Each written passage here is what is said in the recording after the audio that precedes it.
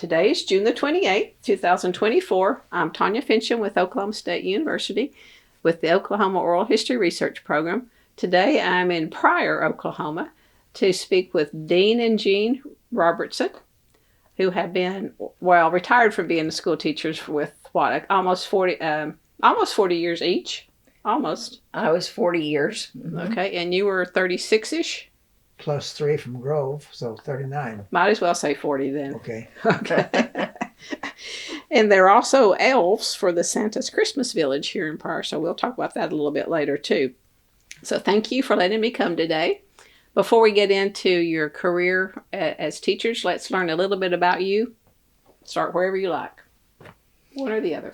I was born in Barnsdall, Oklahoma.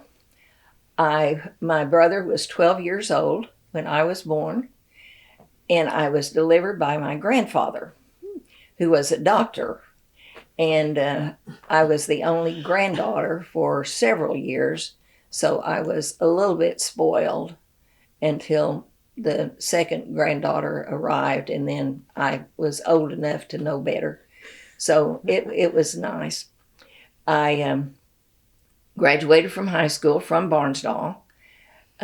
My father went to Barnsdall in the early 1920s to work at the oil plant, or as the refinery, actually.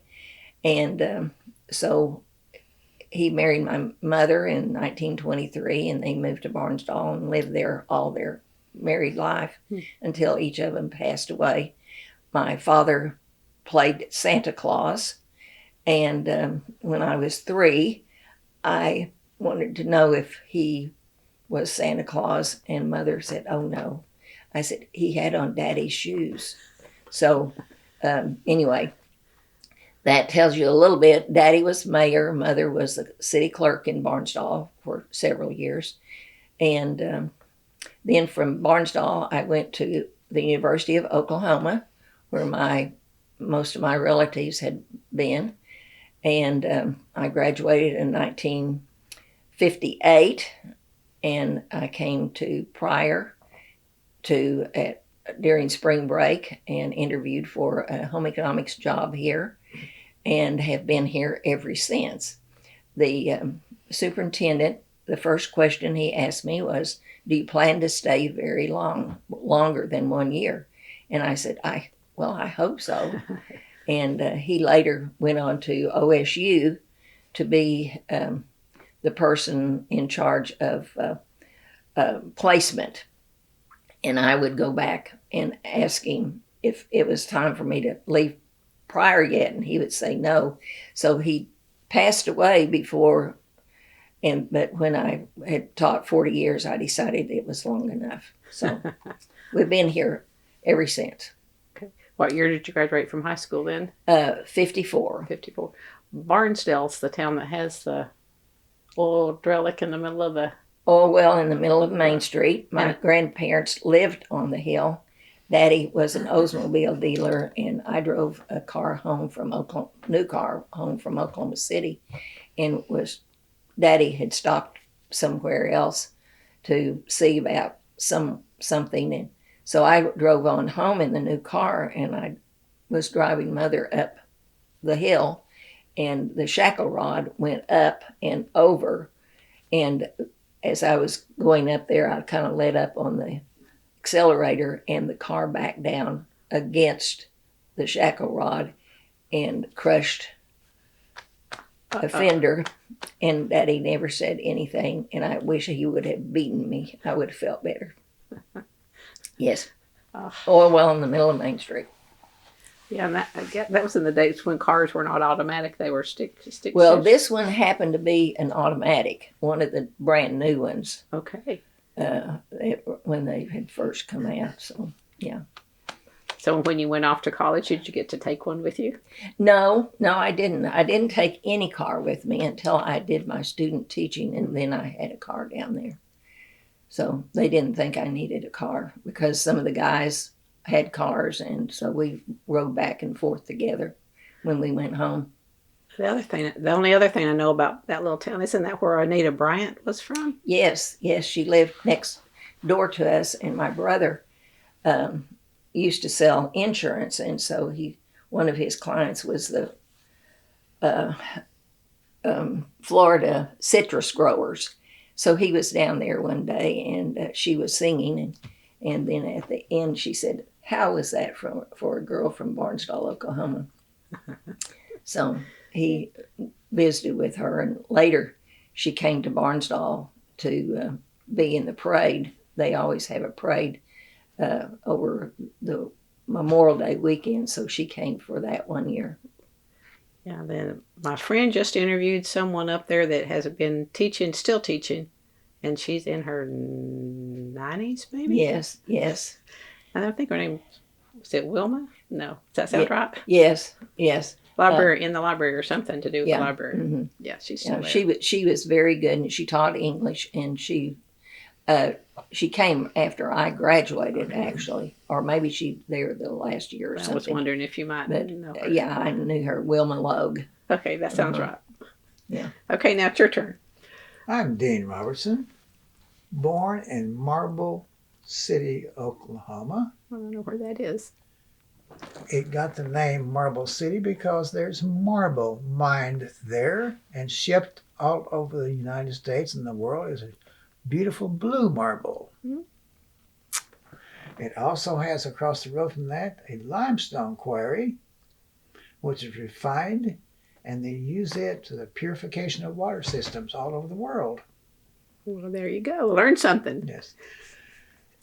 I was not entirely expected because I am an identical twin, and my parents didn't know they were going to have twins until the birth. Uh-oh. So that was kind of a surprise.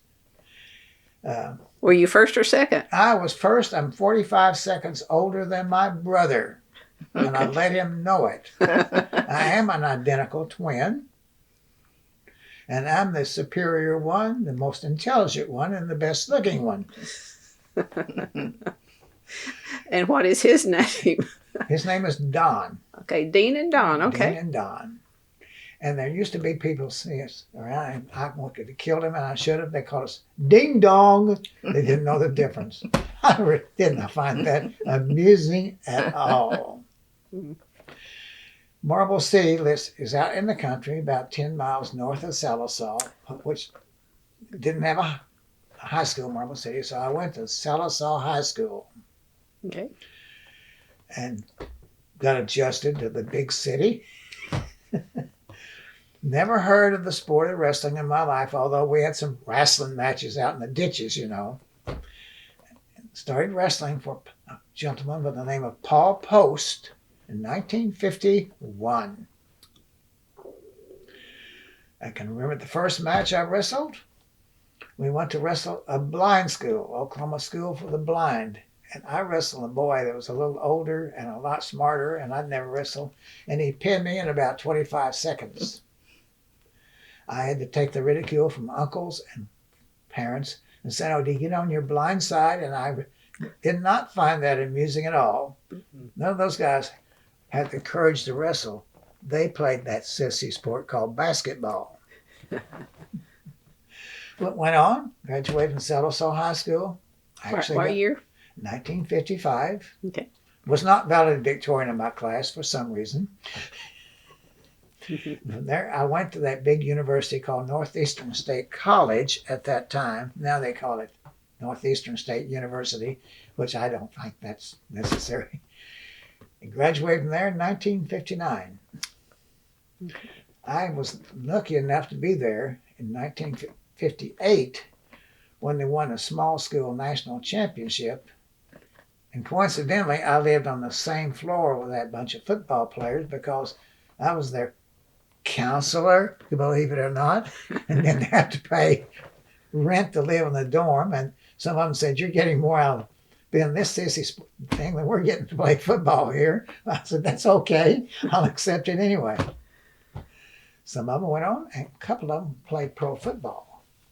One of the reasons we were a little good, we got all the outlaws from Oklahoma State, OU, and Arkansas. So they happened to come to Northeastern at the same time. The two ends, at that time they had didn't have split ends, were both former starters at OU. That helped a little bit. Oh, The quarterback was also a former quarterback from OU, and that helped a little bit.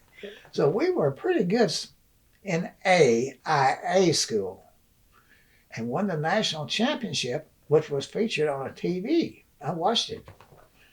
Beat Northern Arizona. Yeah. Okay, from there, what was your major? Biology and Wow. chemistry. Okay. Why that? Why that? Because I liked it. And by the way, I never had a chemistry class in my life until I went to Northeastern, and I was a little bit behind, and I thought everybody else was smarter than me, but I finally caught up with them.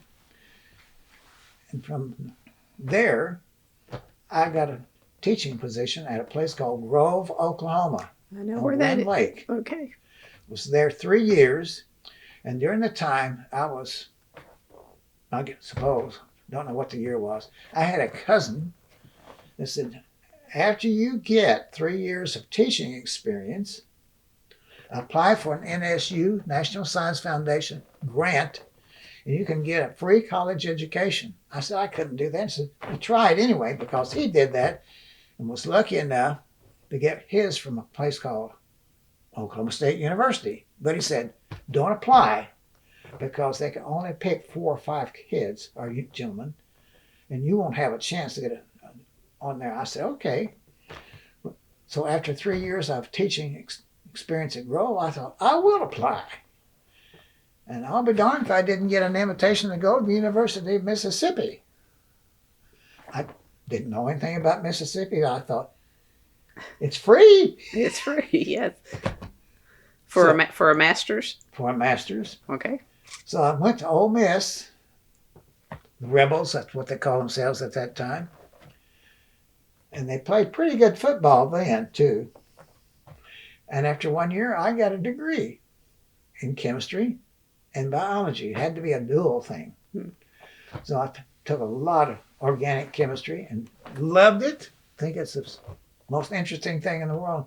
I love covalent bonds, whatever they are. Whatever they are. My wife did not like covalent bonds. She took a little bit of that. I had a roommate from Tennessee, and he thought, of course, Tennessee was better than Oklahoma. And, we had many interesting discussions about the states of Oklahoma and Tennessee. I never did admit that I thought Tennessee was a better place than Oklahoma. I know. You know a little bit about Tennessee. Mhm. Actually, my great-grandparents left Lawrence County, Tennessee in 1894 and came not to Oklahoma, Indian Territory. Okay. And there was some resentment on this white people thing, because we were trying to steal the Cherokee Indians' land, and they resented it. Can you believe that? It was next to them, well, a pretty famous, I'd say, place, Dwight Mission. And next, there was a Presbyterian mission there, and there was out there to civilize young Indians of all different nationalities. They're trying to make them more white. Mm-hmm. You know that situation. Yep. There was some resentment on that part. The old dormitories are still there. Some of the old buildings are still there. But it's no longer owned by the Presbyterian Church. The Cherokee Nation bought that land and all those buildings several years ago. The Cherokee Nation in that part of the world is very, very prominent. And they have a lot of money, and they've done a lot of good for themselves and some of the white people too. So is that what brought your great-grandparents here? No, they were looking for land. Just land. So when they left Lawrence County, and their wagon was pulled not by horses but by oxen, and they had to get on a barge to cross that thing called the Mississippi River. They were going to western Oklahoma, where the good farmland is. They got to eastern Oklahoma, and they were so totally exhausted. They said, we'll stop here for a while and move on to the good farmland in western Oklahoma. But they could never acquire enough money or energy or whatever they needed to go further. So I grew up in Sequoyah County, named after a certain Cherokee who invented the Cherokee syllabary, Mm-hmm. not alphabet. And Yeah. it's not the county's named after Sequoyah, the famous Cherokee. I've been to the park, Sequoia Park over there. Okay, so why did you pick home economics? Well, back in, I guess, freshman year in high school, I took home economics. Well, I really started, I think, in the 8th grade. But I liked all my home economics teachers. And also, my aunt had graduated from OU and taught home economics for a while before she went on to Houston and became a dietitian for at Rice University and then later Methodist Hospital. So that's why I went to OU. And the reason I went to OU instead of OSU, they had a better football team. Very good at that time. So That factored in, huh? that factored in, but little did I know that I would be living on the ground floor between dormitories, and I was not ready for lots and lots of things to be happening before the night before a game, where they had, we had to be in the dorm at a certain time, but all the guys didn't, so they were having all kinds of parties out between the dorms, and everybody was, the girls in the dorms were able to participate some out the windows. So. Out the windows. So in home ec in college, you were learning more things about sewing and cooking and nutrition and all that stuff? All of that stuff. Matter of fact, one of the teachers or professors that I had at OU, who was a food instructor, was one of the teachers who many, many years before had been one of my aunt's teachers. So that was kind of interesting. Yeah. And my brother had graduated from OU, and my uncle had graduated from OU. He went to OU when he was 17. He went to med school at 19, and he went to Baltimore the year that I was born, 1935. So it was, in the family. In the family, yes. So when you came up to do an interview, what did you wear? Do you remember? Oh, yes, I had on a suit and heels, and I think I even had on a hat. And That's about that time period. Gloves? I don't remember that. Hose, of course. Oh, of course, heavens. And all the time I taught, though, I wore high heels, and that's one of the things wrong with my feet today. 40 Your years, entire 40 years. 40 years of high heels. High heels, and I had a few pair of high heels. Matter of fact, one of the teachers called me shoes. So That was my choice, though, wasn't it? Well, initially, I don't guess it was. You're probably required to wear dresses. right, and I can remember the first time I ever went to a meeting, home economics meeting in Stillwater, and wore a pantsuit, and I thought, oh my gosh, they'll probably not even let me come to this meeting because, everybody dressed when they went to meetings. Did anyone pull you aside? Did No, you hear comments? No. I didn't, because when I left there, I was going to a wrestling match on the way home. So anyway, that's why I did wear that. You had a good reason. Yes, I had a good reason. So they didn't question me, though. So in your 40 years of teaching, did a lot of things change as far as, classroom or topics or whatever? Well, a lot of schools don't have home economics anymore, but we do here in Pryor. And matter of fact, we have, I think, 3 teachers now. And they have done a lot of building and adding to the high school, and they even have a culinary type class, and probably the classroom has better equipment than they do out at it. Mm. Too.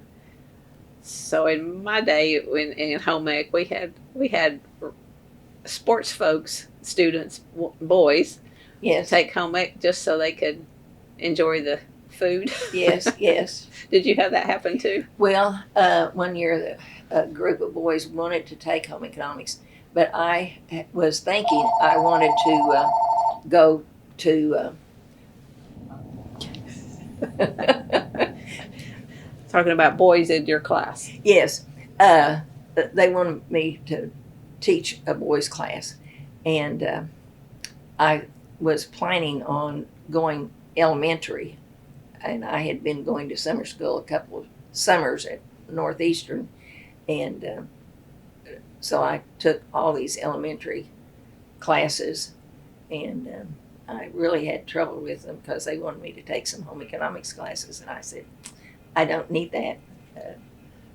I already teach it, so what else can I take? So anyway, I didn't do that though, but I used some of the things that I learned and added that to the child care classes that I taught. Okay. So that was good. So you taught junior high or high school? I taught junior high, all eighth and ninth grade. And yours was the same, was junior high as well, Yes. mostly? Didn't you start out though in high school teaching Wanda's classes when you came? Yes, I did. Forgot about that. I started teaching some biology classes. Majority was seventh or eighth graders. At that time, it would have been sophomores, juniors, maybe a few, And then and some that might have flunked earlier. I had a couple of seniors in class. You never know. Well, when you ask people today, teachers today, they really don't want that age group, the seventh and eighth graders. they're interesting. Yeah, you got to get used to them and know how to work with them, don't you? Yeah. Yeah. And back then, I didn't realize it, but a lot of the kids were scared to death of me. But when I first started, It's those high heels. probably, I don't know, but I could give them the look, and I could raise one eyebrow and look at them, and but the first year though I taught, my principal called me in and he said, Jean, you're not their friend. He said, you are the general and you are in charge, so act like that. So I guess after I started acting like that he did. I mean, you have to have command of the classroom. Yes, I yes, know that. And I guess I did. Of the whole school, even a seventh grader who now is in charge of the collection of the trash here in Pryor and Mays County, now tells everybody when he comes to tell them about that, he will tell them that I scared him to death because he wore his shirt outside his pants, and I made him put his shirt in. And the first time he did that, he was wearing an untucked shirt, and I said, and I noticed that you are wearing an untucked shirt today, so you may keep it out. So He's 50 years old. He can do what he wants. But that was something you routinely did, though, is had boys tuck their shirts in? Oh, yes, yes. And the girls, they were supposed to have, down kneel. If they kneeled on the floor, their skirt should be touching the floor. Okay. When did that roughly change? I don't remember. Probably in the 70s, maybe? Late 60s? Well, I don't remember. But I can remember the football coach one day looked at one girl and he said, Millicent, do you not have a mirror in your house? And I don't think she went to tell her mother, who was a teacher there. But anyway, he was noticing how short her dress was. So Well, and then by the time you retired, it was Oh, anything goes just about, isn't any and it? everything goes. Yes, right. Do you remember when you came to interview for your job at Pryor? Yes, I do. I was, of course, in Mississippi. And thought I had a job in another school, which I will not mention or make them famous. The guy called me because he wanted me there. He knew me well. And at the last minute, and I quit interviewing for jobs. So it was late in the year. And then he called back and said circumstances had completely changed and the vacancy wasn't there anymore. So now I am absolutely desperate. And I put my name on this list at Northeastern State University, now they call it. It was just a college when I was there. It's still the same school, and darn, a couple of days later, I get a call from someone named B.D. Creech from Pryor, Oklahoma, and his biology teacher had just gotten pregnant, and he said if she'd been behaving herself, I wouldn't be talking to you. So this vacancy's there, and he's desperate, and I'm desperate without ever having seen me, except what I had sent to him. He said, you're the best applicant we had on paper, that is. He thought he was a comedian. So I come to Pryor, get the job. Took the job. Because I'm also desperate as he is. And by the way, at that time, biology teachers were scarce. I'm not saying it was the most important thing in the world, but there was a scarcity of biology teachers. It made me a lot more Valuable. So anyway, I came here and been stuck here ever since. Had you been to Pryor before coming? Yes, I had. Okay, so you at least had that much. I actually drove through Pryor one time at night, stopped at Thomas's restaurant, had lunch, meal, and went on to Coweta from Grove because we was scouting a football team. So that's how much I'd seen of Pryor, Oklahoma. Not much then. Didn't even know what the town looked like. And of course, the restaurant I ate in is still there. Okay. So how did you two meet? Well, when I came here, fresh, young, innocent guy, saw her and she said, what? I know who you are. And I said, I've never seen you before in my life. And that was really a big letdown. But I had been to Northeastern a couple of summers to do summer school because I had not had chemistry, and I had to have chemistry. At Oklahoma State, they didn't have to take chemistry when they were home economics majors, but at OU they did. So I went down there to pick a chemistry class up, and he just happened to be in the same lab, not class, but room.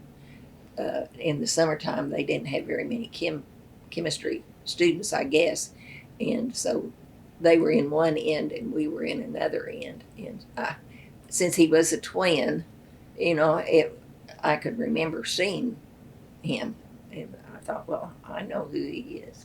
But evidently, I didn't make an impression at all. You didn't give him the look. No, I didn't give him that look. That would have scared him probably.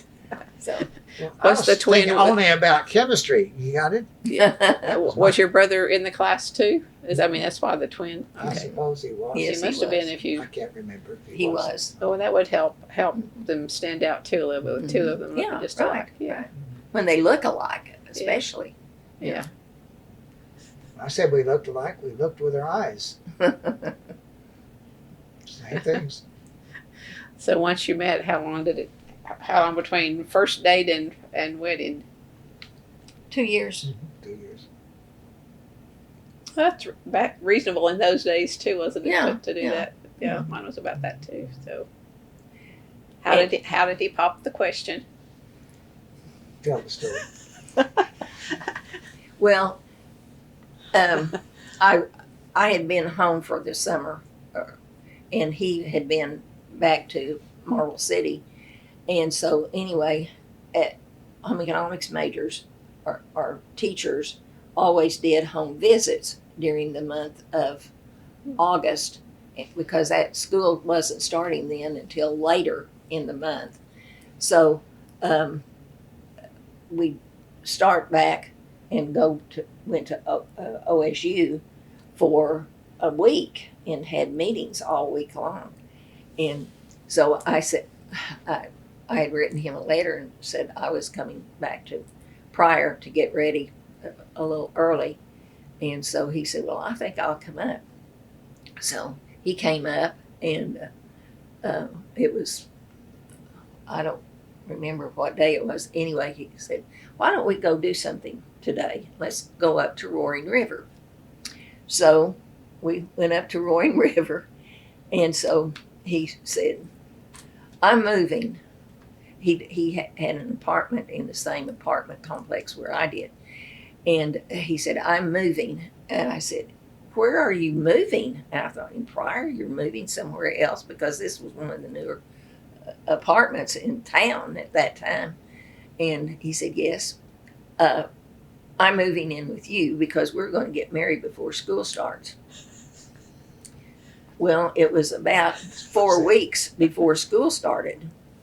And so, of course, when I got home, I called Mom and I said, Mom, Dean and I are going to get married before school starts. She said, what? She said, there won't be time, Jean. I said, yes, there will. That's what I had planned. And so, yeah, he didn't want a big wedding at all. So, anyway, we got married on the 21st of August, and it was hot, hot, hot. We got married in Barnsdall. The church was not air conditioned, and it was so hot. I didn't have any time to shop for a dress, so I went down. We had lots of dress shops here in Pryor at that time. At that time, dress shops. And so I went into Nettie's, and I said, I need a dress because I'm getting married. And everybody in there said, what? And I said, yes, what do you have? So I went over and started looking through, and here was this 2-piece white piqué dress. And I thought, well, this is good. It's on sale, and I can wear it or dress up later. And so I got that and found some little thing for my head. And the lady that he had taken her place had the baby by then, and so she was matron of honor, and she had a dress that she could wear, and so everything was great. Worked out. Yeah. So What if she had said, no, you're not moving in with me? Did you have a plan No, B? she had me. I'm an innocent country kid, just fresh off the farm, no more experience whatsoever, just innocent as I could be. poor thing. Anyway, that's the story. So Well, that's a good one. it was fast. Some people thought it was a have-to marriage, but we didn't have a baby. Ever. Ever! You had lots of them when you're students that would consider them your children as they Oh, came yeah. through. You Still do. have your we have still had a do. large reach. Matter of fact, like one time Dean was in the hospital, and after everybody had left, the nurses came in and said, are all of these your kids? And we said, we don't have any kids of our own. I said, they're either students or people that we have gotten acquainted with and everything. So we do have lots of kids, and we still do. And Still do. Still do. Some are quite old. yeah, So we got married in 1965. 65, Oh, so you're coming up on 60 years next summer. 50, 59 in August. Okay, so you do something big next year for 60. Go back to Scotland. I'd like to. Let's go to Scotland. Yeah, yeah. I'll go with you. Mine's the 45th. Will be the 45th. Oh. Next August the 23rd. Oh, well, very good. And it was hot, hot, hot that day too. It always is hot, hot, hot at that time. In August, no matter where you are, or at least it But was. we go to Scotland, it'll be cooler. Okay, let's go. Okay, you can drive because Dean can't get a car now. So Can't get a driver's license. I'm too old over there. Can't get a car. I have a driver's license still. Yes, of course. I may still have my license to drive a bus, but if I do, I don't want no, anyone you knowing got it. you got rid of I hope I that. don't. Don't ever get a school bus driving license. Well, then let's switch gears and talk a little bit about that. How you got into the wrestling part at Pryor, because that brings in the school bus. I'm assuming, Okay. doesn't it? I applied for this job and I wrote my background. So I've been here, came here in 63, 64. In 1965, I did not interview for the wrestling job. The superintendent of schools invited me to his office and said, "You are the wrestling coach." There was no interview. I said, "How did you know about this?" And he said, "You put it on your resume." If I hadn't put it on my resume, he wouldn't have known I ever wrestled. Mhm. So I was the wrestling coach immediately. And we started wrestling with high school. We were competing against people who had kids who had wrestled in elementary and then junior high and high school. So I stick all these kids out there, juniors and seniors, and maybe a sophomore somewhere. And say, they can't coach anything. Those guys are all getting killed. Of course they were, because they were wrestling guys with years of experience. You can't teach them anything. So after 2 years, I said to this gentleman, "I don't think we can compete.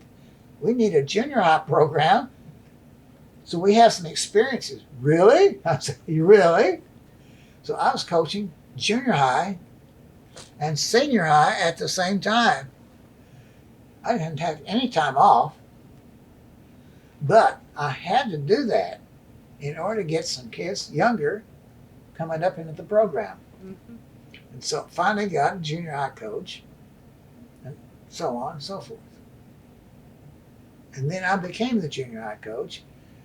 We hired a high school coach who said he'd coach it, but he couldn't spell wrestling, and that didn't work out too well. I'm not going to make him famous if I mention his name.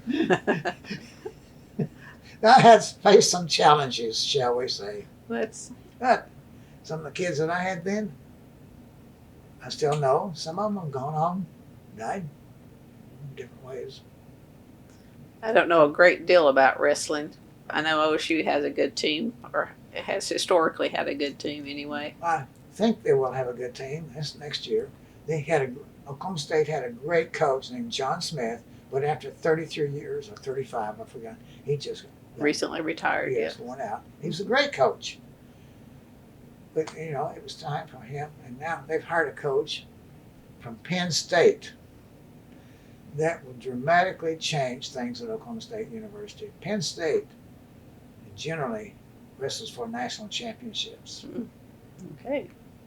Penn State is in a state that has 26 college wrestling teams, including junior colleges and whatnot. Oklahoma doesn't have that many, so they have a slight advantage over recruiting up there, and money. And money. And you ever heard that NIL or whatever that thing is where they buy players? Yes, it's a bad thing. Yes, It's bad. Mm-hmm. It's actually happening in college wrestling, and if you don't have money now, you're going to be at a disadvantage in recruiting in wrestling, football, girls softball. It's all the same. Money.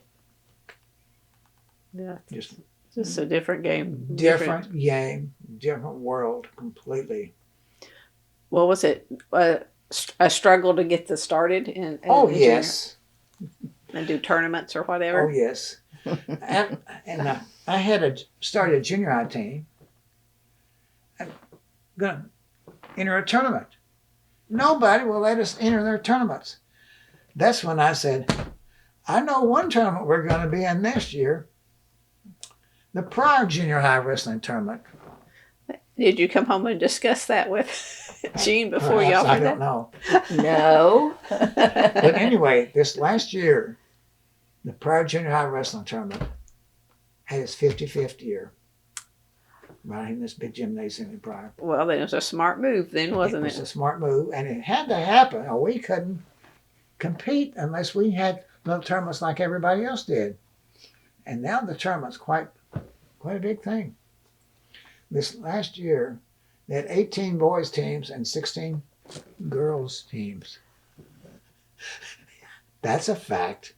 When did well, I don't They had just started girls wrestling recently. fairly recently. Yeah. And it's really a big thing with, you can't tell a mother that her little daughter can't wrestle because there's something called Title IX, Yes. where you treat ladies equal to men. Some school districts have been very slow in recognizing that and have had lawsuits filed on them. I named 3 big school systems in Oklahoma, which I will not name here publicly, that got on their dirty list. Then you're scrupulously watched for several years. You have to fill out big forms and everything else because you discriminate against ladies. That was in the early 70s, wasn't Yeah. it? 70s. So what did Pryor do to do the equal part? Pryor never got on that dirty list because we know better. We're intelligent people. But they had enough girls sports Yeah. that it offset. So they just had started the girls wrestling here, about 3 years maybe. Yes. Now, Pryor didn't resist. They went along. Mothers started demanding that their little daughters can wrestle just like little boys. But Pryor did not stop it happening. It just wasn't demanded for a while. Some of the other schools probably had girls wrestling. I know that Texas had it big time before Oklahoma. But when he started this wrestling, there wasn't anybody that really knew anything. But I had wrestling, there was wrestling in Barnesdall, and then I went to all the wrestling meets in OU. So, excuse me. So anyway, I kind of knew what had to be done, and we had been to some wrestling meets, and so I knew that they had to have brackets outside and scorekeepers and someone who was filling out bout sheets and everything. So the first year, I was basically the only one that was doing all of this. And then I finally got some girls that started helping, keeping a book and then keeping the score on the outside where everybody could see things. And Dean was doing all the stuff for the wrestling and keeping all that going. And so gradually we got enough girls interested in doing all this and had enough to help out. And We call them mat maids. Anyway, it worked out. And finally, though, now there's a guy that's come in with his computer that does that. But one year we had not only the junior high and the high school wrestling tournament, we also had regionals. So that was 3. But by that time I had enough help, and Dean had found guys to work the tables and everything. We had From a the very coach that start. wanted to start a regional tournament, but didn't know how. So guess who had to start the Well- regional tournament? Well, Yeah. even the high school tournament, Yeah. when you started, when Okay. that started, he didn't know anything about it. So we were the ones that had to. We had run- people come run in here it that were too. coaches that didn't know how to run tournaments. Being a nice, humble guy, I called Oklahoma City, and the guy applied for the regional tournament that didn't know how to run, couldn't spell regionals. So I said, I told the people in wrestling, Oklahoma City, send me some advice on how to run a regional wrestling tournament. And he said, Coach, just do it like you've always done it. I'd never done a regional tournament before. I had these guys from Tulsa and every place else around here. So I made one little wrinkle. I said, about the seating. So it was going to simplify it for me. So these guys come in from Tulsa and everywhere. I said, who know H about this? And I said, I did, and I'm in charge, and you're going to do it this way. They got really upset with me, but it simplified it, made it easier for me. Yeah. I'm not going to bore you with the details. One guy was a well-known coach. He was big, ugly. I was like, I'm in charge, buddy.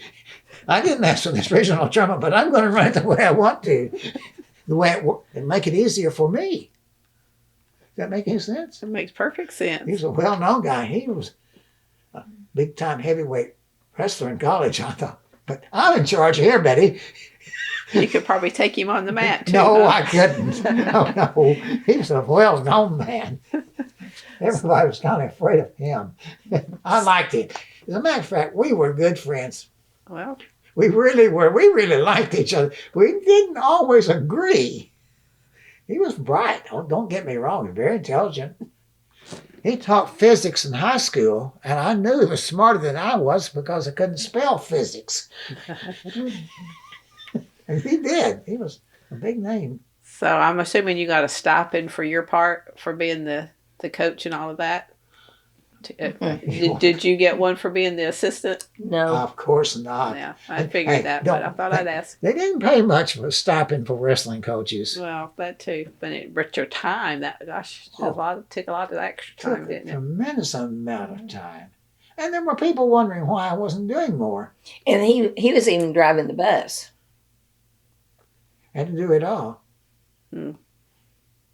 Yeah. Until one night the bus broke down, and one of the daddies went to the school board, and he was not a happy camper.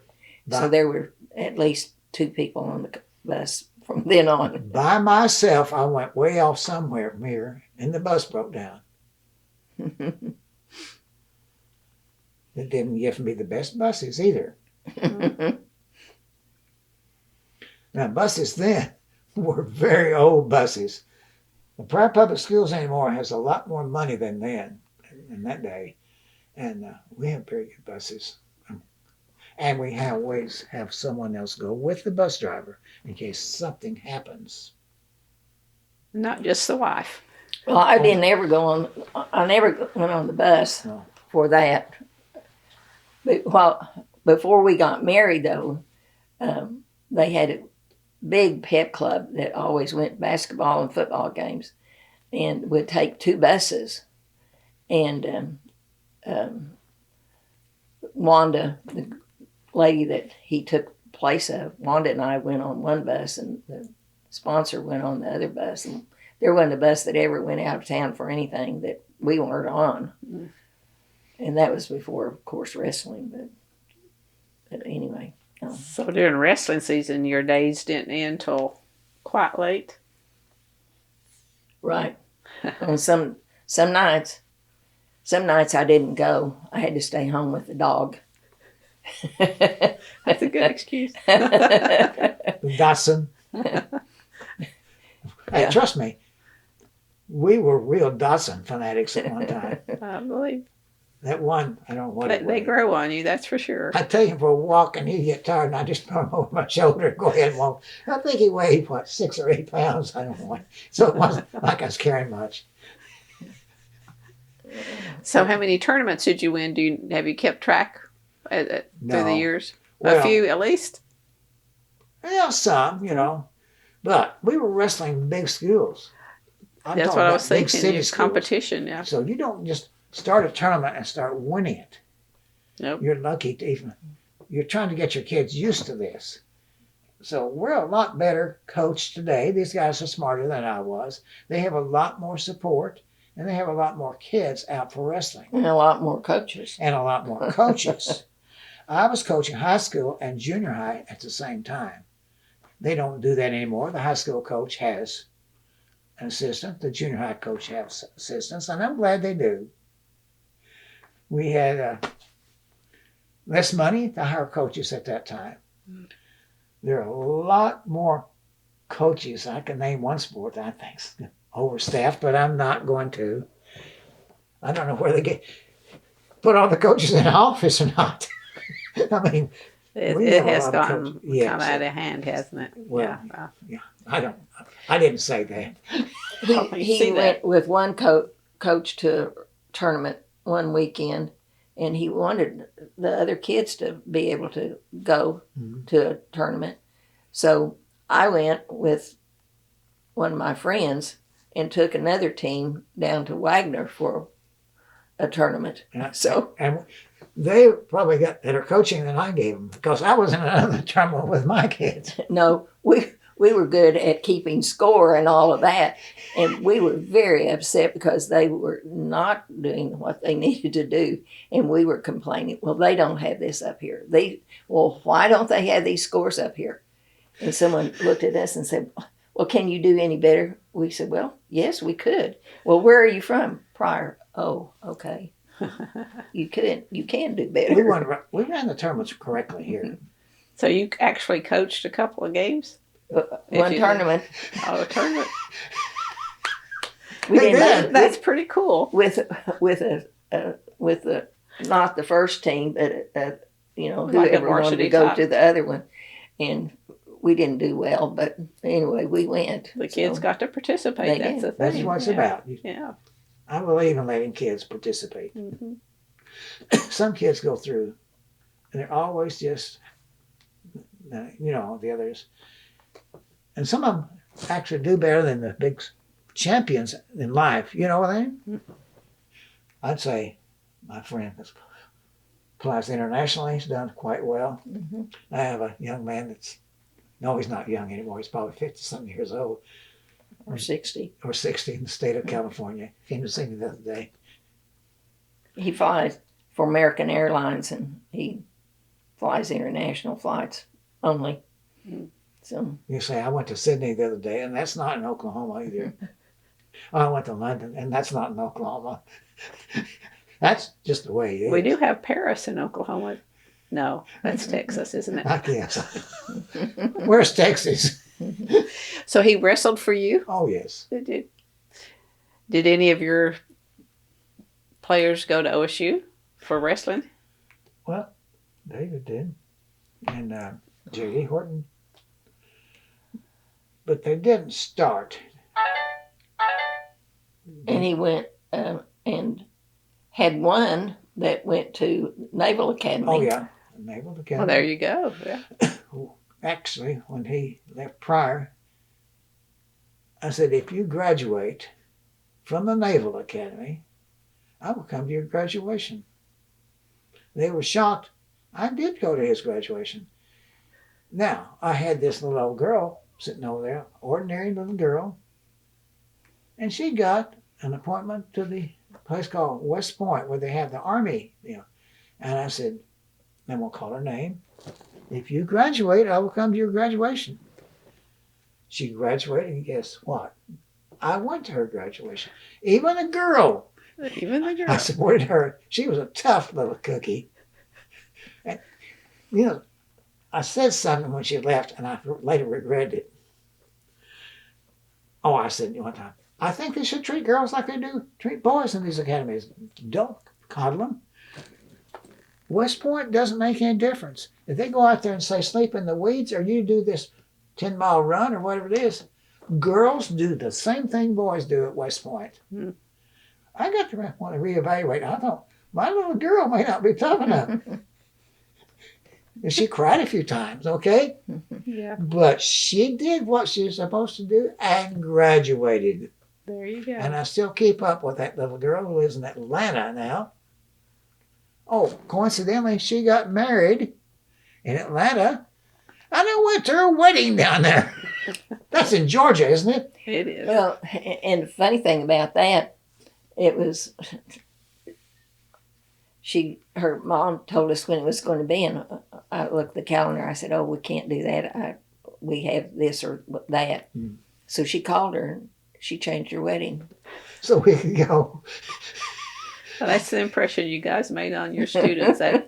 That's great, and keep a promise. I remember sitting out there someplace, and this man came up to me, just sat by me. What do you want, buddy? Like that. He said, I think you're kind of special. And I said, what? Yeah. On the wedding deal where they print, we weren't related. We were on that list. Honorary grandparents. Honorary grandparents.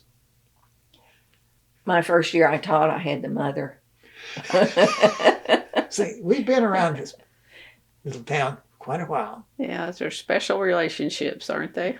Yes. Small towns, I wouldn't live anyplace else. I know Dallas and Fort Worth and the big city of Stillwater. No. I can see that.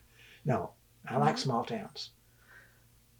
Never been in a big one. You really and truly do get a different feel for kids when you see them grow up, and then you see their kids and everything, you know. And it is special, really. Yeah, it seems like the smaller towns too follow their sports teams. The high school sports well, teams. they know the junior people. highs. Now, being in a small town, you know the good parts and you know the bad. I've had the unfortunate experience of knowing some young men that made bad choices when it came to lifestyle. I've also been invited by never the daddy, the mother calls and said, I want you to speak at my son's services. One of the most painful things you do. Because sometimes, now they didn't all die from bad decisions. Some of them did. And that lifestyle shortened their lives. So you have to go up there and talk about the good parts. It's not easy. People that get into teaching come about learning this thing after years and years of doing it, don't they? Yeah, really. And it is a good lifestyle. It really is. It's rewarding. And back then, it's not. We didn't get as much money as they do today. They are better paid. They don't think they are, but they are better paid today than they were at that time.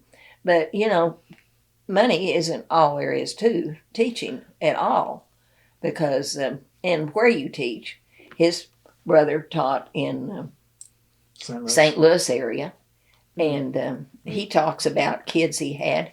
Well, it was kids, 40 years ago, and he's never seen since.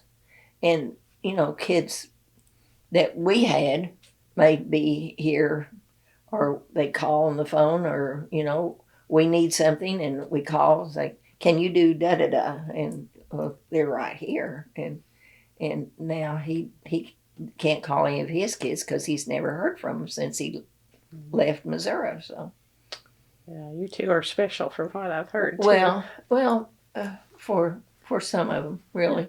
What's your source anyway, Robert? More than one. So, well, you're going to see one pretty soon. Yeah. Several years ago, I don't even remember what year it was. They did an exchange program with Bethesda, Maryland. Bethesda, no, was it? No, it's somewhere in Maryland now. But anyway, the man that got it up was kin to some people here in Pryor. So we did an exchange program with them, and the principal and his wife were going, but she became pregnant and couldn't go. So they said, you all are going to take these 42 kids to Maryland. 44. Oh, excuse me. For, was it 2 weeks? 2 weeks. We went on a bus. Did you know these kids? Oh, yes. Yeah, well, a little bit. Yes, A little bit. yes. Okay. Yeah. And Terry is one of them. Yes, he is. So anyway, we stopped on the way up there, and Dean sat in the hallway all night so that the kids wouldn't get out of their rooms and everything. And then when they got up there, though, they were assigned to students, and we stayed with the people who were kin to the people here in Pryor. And every day the kids would come to class or come to school with the kids, and we'd get on the bus and we'd go somewhere. And it was a good experience, really, for us as well as the kids too. But We had two ladies, mothers, that went. So one time I'm in a local barber shop down here, and one of the guys said, Dean, all he did was sleep on the bus all day. He said Jean had to do all the work. And that's right. Because I was up all night making sure that the population didn't increase. Or switch sides. well, That's very hard too, isn't it? To You have to. you have to be on top of it. Oh, you have to be. And children are children, and they're going to do things unless they're supervised. And I'm not giving you any specifics, but I stopped some things from happening. Yeah. well, even during the daytime, Oh, yeah. sometimes you'd have to. But that was a good experience too. For the kids, because probably some of them had never been away from home, and one mother had told the kids to stay Oh, yes. stay with Dean. Glued to me. And I mean, every day, if we were gone somewhere, here they were right there. But Dean he had to stop them from going into the bathroom. I did. I told that brother the other day about his sister. I was in some place, and you have these stalls, hundreds of them. I'm down there relieving myself. I said, ladies, outside, you can't come in here with me now. They had just attached their body physically to me. I couldn't go anywhere. They were scared to death. I was a big, bad, tough guy, 5'6", But I tell you, you have to watch those kids. I know some people didn't. We were in a 4-stall building, wherever that is, the headquarters of the United States Navy, someplace called Washington, D.C. I'm looking at everybody, and two young ladies are back behind me. They're talking to an admiral. I said, ladies, come up here. Come up here. And he gave me that look. And I thought, I'll tear your head off, Admiral. You're not touching one of those girls. I don't care. Just have to be ugly. There's just that out there in the world. Yeah. You wouldn't think a guy in a uniform, big shot, but yeah, they will. But these little sweet girls didn't like me either. I don't think I would have messed with you either. I would have been right there too, so nobody would mess with me. Well, now I'm a nice person, as you know. But I could have a different personality. You can hold your ground when you need to. When I came back on one of those trips, I informed the superintendent of schools. I said, the population in Pryor may increase now, but it didn't increase because of what happened on that trip. I said, I don't care what those kids do now. I'm not responsible for that. One of the overnight trips was to Williamsburg, Yeah. and so that was another night he had to sit up in the hallway. You don't get the next day on the bus when everybody else is seeing this beautiful sight. You're trying to sleep because you didn't get to sleep the night before. And you won't the next night, I You won't guess, the next night either. I'll tell you this, we didn't have any extra berths because of what happened on that trip.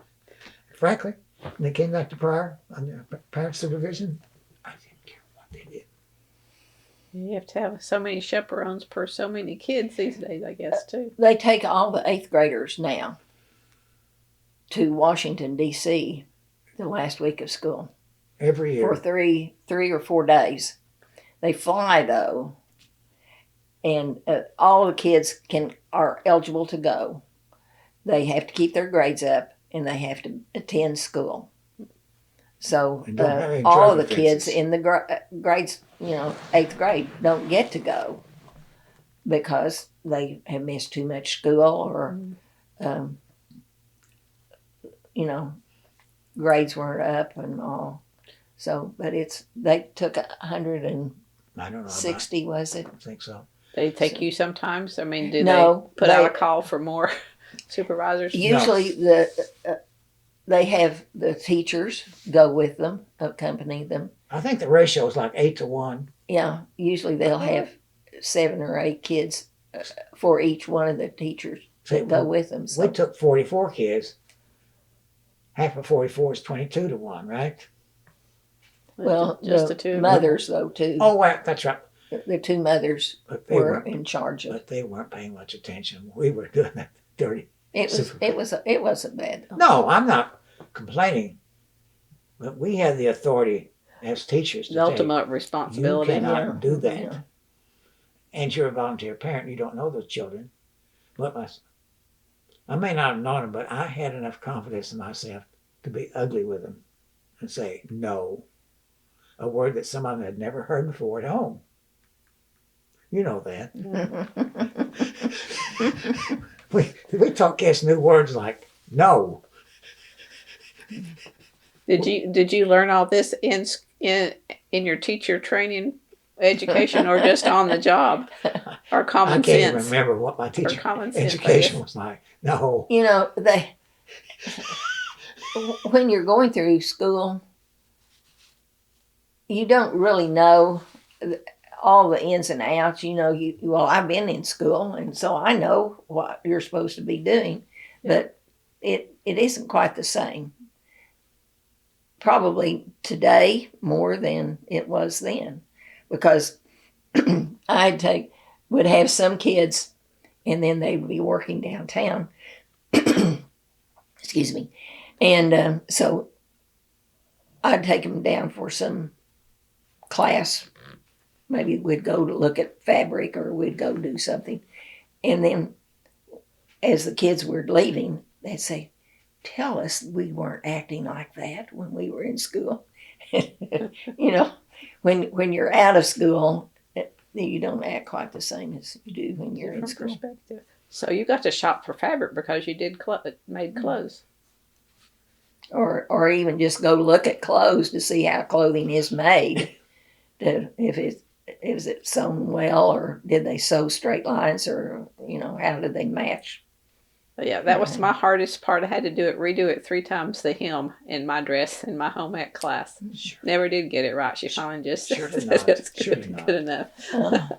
The hems were not easy. Sleeves were the thing that kids had the most trouble. I had one little girl from out of Whitaker, and so she couldn't sew a sleeve in. And so I stayed at school one day, and I pinned that thing, and all she had to do was sew it. She came in the next morning, and the first thing she did is take every one of those pins out. And I thought, oh my God. Because, she knew the day before that I'd say, no, that's not very good. So she didn't look at anything. She just took every one of those pins out. So I thought, okay. Did you teach sewing your entire 40 years, or did that kind of go by the wayside? No, we taught. I taught all the way up till last year. You taught. Yeah. Mm-hmm. Then budget making. We taught money management, child care, foods. All those important things. All those important things. And one day, I stressed breakfast, so we did all kinds of breakfast. One of the girls, or one of the teams, was making pancakes. And so the principal had come in and said, "Jean, you need to come in the office for just a minute pretty soon. I need to ask you about something." And so the kids were ready to start doing their pancakes. And I ran in there and ran back, and there wasn't anything out. I said, "Where are your pancakes?" "They're in the oven." So they'd poured it all in a pan. I said, "Have you kids not been in the kitchen to watch your mom cook or anything?" Well, they're pans. Yeah. Yeah. So anyway, fun. So by the time you retired, it was with the sewing part, patterns, or was it more you could design your own? No, we were still doing patterns. doing patterns? We in the 8th grade we did. I just had them do their own. We did aprons, and so they kind of could do a pattern if they wanted to. Or, Very simple, I guess. Yeah. Learning the zippers, Mm-hmm. you have to with an apron. And the machines were not these computerized ones. No, they that were point. not. No. What? And I only had 2 run a needle through their finger, and both of them became nurses. I thought that was kind of interesting. Maybe that had something to do with it. I don't know. But anyway, yeah. Yeah, the sewing machines are too complicated these days, or at least for those of us Yeah, who like the old kind. yeah. So did you make your own clothes? Sometimes, but No time if you're helping with wrestling and doing all this. Too. well, and also I did all the junior high football concession stands oh, you and all the basketball junior high concession stands, as well as we taught adult classes. You didn't have time for much We during the school year anyway. No, We didn't go to all the movies because we were working, grading papers. You brought papers home to grade. Now, some people probably never graded paper in their lives. We did. They don't let kids grade their own papers. I didn't. No.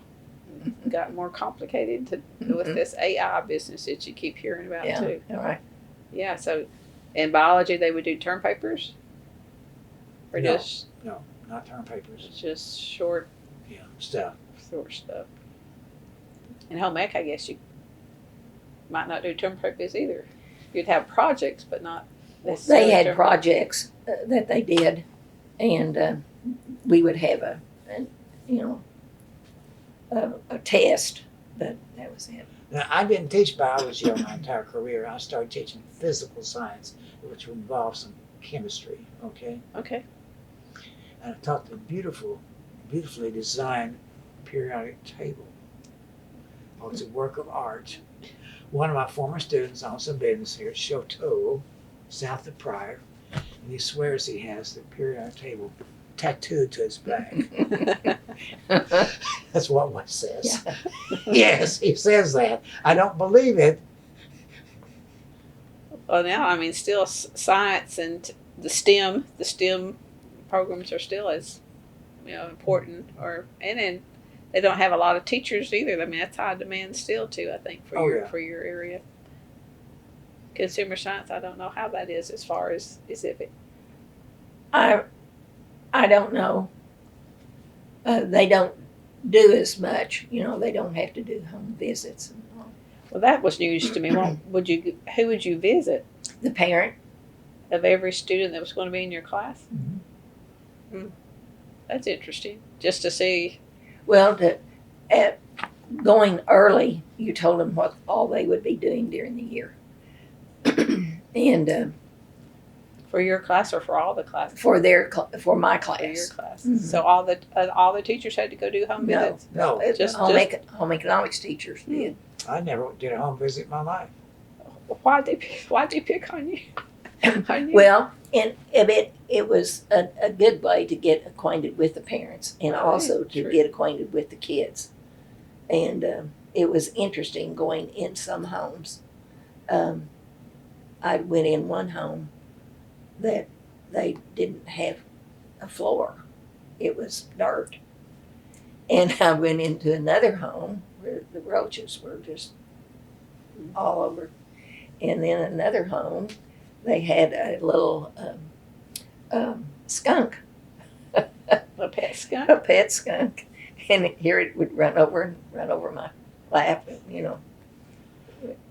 It was interesting because you got to see how the parents were and how interested they were going to be in how the kids did, and talk about what they were going to maybe do for a home project. So Was it a required class? no, So that was an elective, and you did that. I don't know if my teachers did that back. If you were, they probably were too. They didn't come to my house though. they didn't. Well, sometimes you know, if it was someone that worked, you might visit them at wherever they worked and all. Yeah. Or if you didn't get everything done, it might be after school and you would take the kid home maybe. I took one kid home one day. Well, we went to get some fabric and after school, and so I took her home. She lived out in the country and she didn't really know where she lived. I thought I was going to have to take her home with me almost. Yeah. She said, I think I live down this road. And we'd go there. No, this isn't it. So we'd drive around the section lines and finally found her house. So, That probably wouldn't happen today. Or you? no, they don't visit anymore.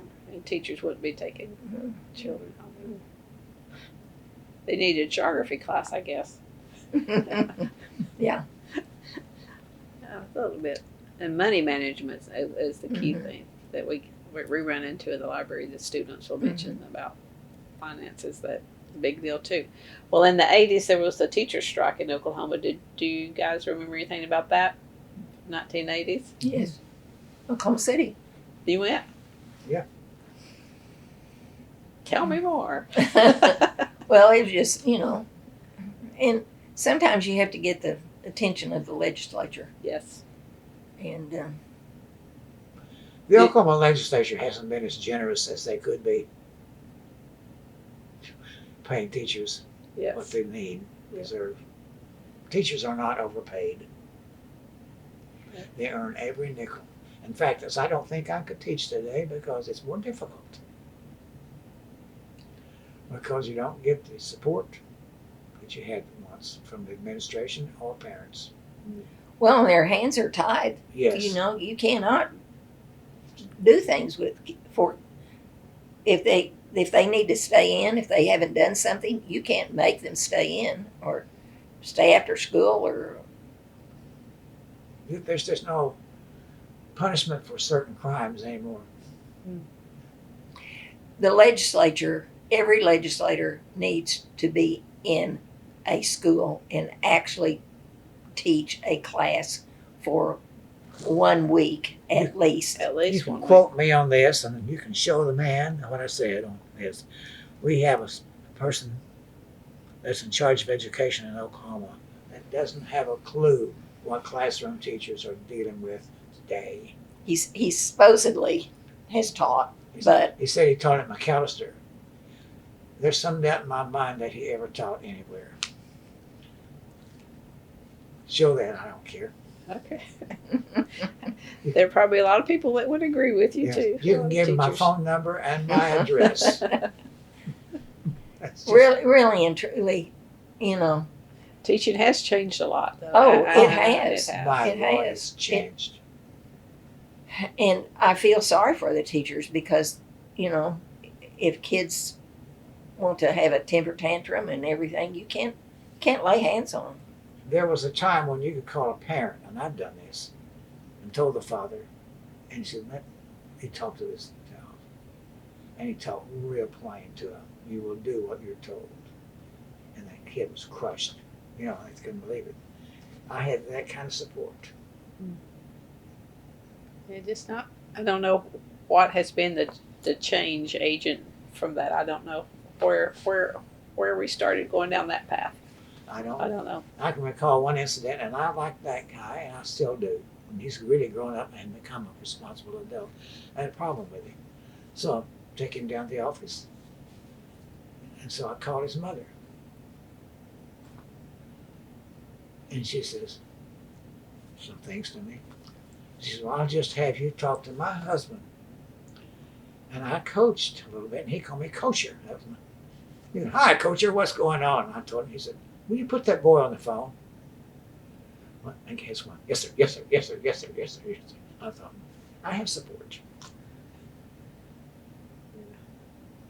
And they called you Coacher. Well, the dad did. Oh, Dad The did. kids, I don't know what they call it. There's no telling. I was a strict disciplinarian. Trust me. Yeah, I believe you. I coached with guys that outweighed me 50 pounds, 6 inches taller or more, that had no control over the kids. You can have control of the kids if you have the mindset to do so. And I've had to take over programs that had been managed by those guys. And I just had to call the boys in and say, there's a new sheriff in town. And I told that one kid, I said, now these are the rules. And, I know you. He said, yes.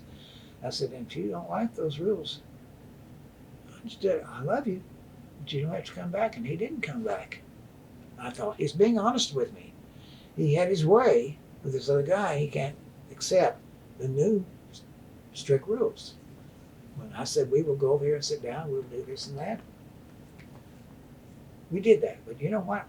There are some rewards for that. So you go to this other school somewhere, and I'm not going to make them famous. A good friend of mine was coaching someone in the Tulsa area. He takes me to the dressing room. He said, this is your dressing room. Did you see that dump over there, that sewer? That's another dressing room. That belongs to that school. He said, you don't tear my building apart. They do. You get rewarded for having good behavior. Just a simple fact. Yep.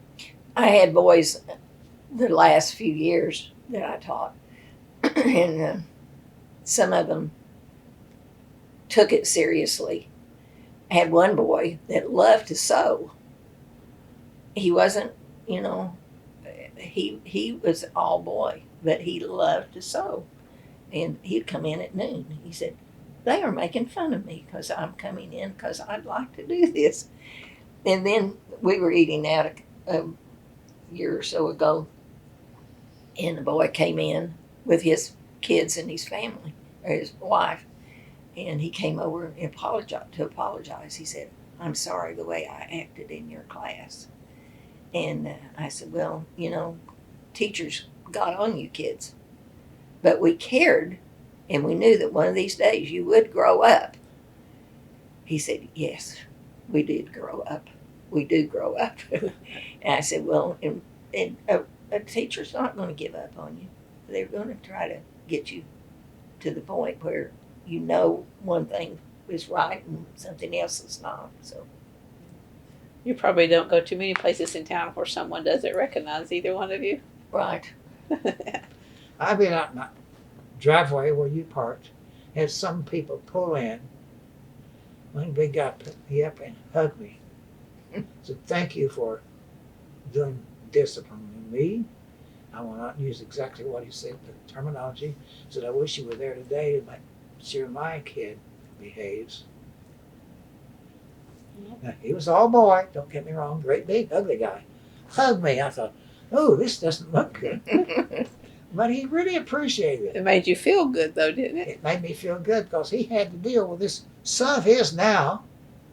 And he knows what I had to deal with him. He was all boy. That's what's wrong with that. I expect him to be kind of ornery a little bit. Okay. I like those ornery guys. They were real good wrestlers. Some of them.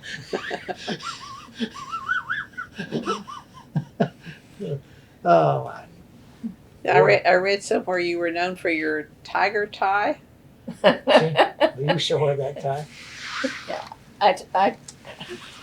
I told you that Dean was going to be inducted into the Wrestling Hall of Fame. Well, they sent us all this stuff. The state of Oklahoma Hall of Fame. Mm-hmm. And that's going to be in October. Jane, make sure she gets the invitation. No. Anyway, there's things you have to get done at a certain time. Uh-huh. And so one of the things we're going to have to, they would have a 6-foot table and they wanted some things on the table, whatever. So just happened to be, we still had the tiger tie. It's kind of molting. I will even show you the tiger tie. Don't touch it, Bar. No. And by the way, the tiger tie, I told the kids this. I went out into the jungle, killed a tiger and big tiger. It's called rabbit fur. But I'll tell you this. Who told you that tiger tie story? Anyone I know? Well, I had to go look and see why the tigers was a mascot, right? Yeah. Pryor I tigers. think. I'm not sure anymore. And were the colors orange and black? Oh, yeah. No. Oh, yes. Oh, Cold. the tiger tie, yeah. But with the school colors. Oh, yeah. No, the school colors are blue and Have gold. you been to Pryor before? Just to do those 2 interviews. But I don't know much about the town. Who told you about tiger tie anyway? Robert? I have my sources. No, I was reading. I did some of that online. Some Really? old newspaper articles. Really? Yeah, You take this job seriously, do you? I do. I like my people. I like to know a little bit. Well, I was the nicest man that ever lived. Trust me. Yes, I was. Okay, I believe it. And how about your twin? No, he's not as nice as me. Was it just the 2 of you? Just the 2 of us. Parents didn't have any more before or We couldn't after? afford it anymore. So you were first. You're the first. I was first. Oh, it's actually fuzzy. It's real. Well, we'll have to. Yeah, hold it up, and Okay. I'll get a. You're starting a wrestling program, so I'll you have get to do a- anything you can to make it interesting for kids and make it fun for them. Yeah. I would wear this silly thing on the bus with a shirt. I wasn't not picturing in something like that. I was picturing more like an orange and black tie you'd wear to church. I didn't wear this to church. No, I don't think so. I'd have been thrown out of church. So it's kind of a gimmick. It's a gimmick. It's a gimmick. But you're starting a program called wrestling, and you got to do anything you can to make it interesting for kids. Yeah. See, basketball coaches or football coaches weren't there, and everybody ridiculed me, and they called me, what's that, stupid fake wrestling thing in Tulsa. And then people were acting like they were wrestling and didn't know. And I had to put up with all that ridicule. Today they don't have to. It's accepted. But when you start something new in a little town like Pryor, you run onto some opposition. Someone said, you started wrestling. I said, no, I did not start wrestling. The Board of Education started wrestling. An individual can't start anything in a school system. The Board of Education makes the decisions about everything. I know, I'm a former board member, believe it or not. You did that for quite a few years, I Yes, I read. did. Just retired last year from it, or stepped down, Yeah, or whatever. This Yeah. last year, and I picked my Picked your replacement. first lady board member in the history of the Pryor School District. Well, there you go. We have the first lady superintendent in the Pryor School District now. I had something to do with both of those. So I don't hate you people as much as you think I do. As a matter of fact, Nettie lives right just 1 block north of me. Nettie and I talk together. Now she's a board member. And it took how long to get a female on it? A long time then. A long time. If it's the first one ever. See, we're making history here in little old Pryor Creek right now. And the official name of the town is not Pryor. I figured Terry might tell me a little bit Oh, of Yeah, I don't want to take it. why I'm not that going to is. take his thunder away from him. I want to feel that though. Well, yes, you may kiss it if you wish. as you, Oh, as it's you really, can see, really, It's really pretty soft. dirty, but you want to kiss it. It's all right. It's like that, as I said, it is moldy. it's shedding, yes. It was real, some fur of some kind. What was it, rabbit? Yeah, that's right. Rabbit fur. But I wore Well, that that'll be thing. a good thing to have on your table. Yes. Yeah, it will be there. And this also, when he went to the art teacher and told her that he wanted a medal that he could have made for the tournament, and she designed that tiger for him. Mhm. Then you give it to everyone that participates, No, or just the winners. Just the winners. Uh-huh. We will zoom it in there. Cool. Well, you are impressive. You And have then- that on everything. Also, they started Pryor High School Athletic Hall of Fame this year. So Dean also made that this year. So So you get two pats on the back. I had nothing to do with that. I was flat on my back, wasn't I, Gene? Yeah. And a rehab thing. Yeah. Physical rehab, not mental. I didn't even know that was going to be done. Legit, it says it's inaugural, so it's the first time they've had a Hall of Fame at Mhm. Pryor. Yeah. Well, of course you have to be there then. Well- I suggested. No, I did not. I didn't know a thing about it. Did it, Gene? No. Muscles. He I had muscles at one time. He did Had have to have. muscles at Yeah. one I time. don't need them anymore. I use a club. And then Use your mental ones. So, okay. That's heavy too, Jean. Someone else won that. Oklahoma Votech Foundation Hall of Fame, 2001, after you retired. hmm She's the first classroom teacher. completely just all classroom teacher that had Ever been. done They- this. They pick like principals, superintendents. Well, they did that, but like Leela O'Toole, she was. I recognize that name. Yes. And she was there. And then there's teachers, that then maybe they went into the State Department or worked somewhere in that. So I was the only one that had taught 40 years that had. And I got to sit next to her when she got this. That's impressive. You I got a threw big my pat on the chest back out too. like I'm somebody We will important put too. that up there too. We'll put her the right way. There you go. That's your Oscar. right. That was real And I nice. didn't Were know- you surprised? Oh, yes. Yeah. I didn't even get one of those, did I? You got your silly. You'll be getting one though, but you'll get a green coat too. A green coat. They did do that for the Wrestling Hall of Fame. I didn't know. I don't know anything much about. So the Wrestling Hall of Fame can be any level of education or whatever, or what? I don't His- know. His is going to be a lifetime Okay. because since he wrestled in high school and then was Started it or helped start it here. he did start it here, and Well, we're then giving the Board of Education credit, and or your then- board. then he Oh, yeah, I voted. No, I did then, not do then that. then he stayed on. I hope that's been on the turned off. board Is that and turned then- off? No. Oh, I did not have anything get my name on there. Trust me. Okay, go ahead. That's It was fine. a surprise. Well, and they did name the wrestling room after us. So We have a picture, Gene. Is it over there?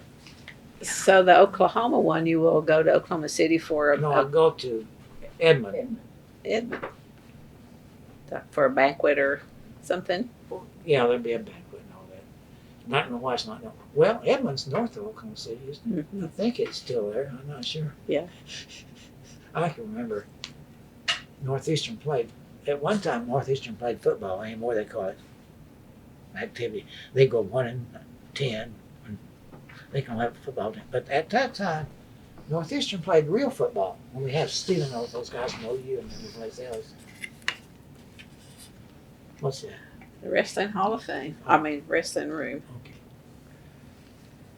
But there's Dean some, and a Jean. couple of real good-looking people in that picture. one of his wrestlers actually went to the board, unbeknownst to Dean, and suggested that they name the room after Dean. But he also wanted it named after Jean too, because In fact, he said Gene should be on there before I was.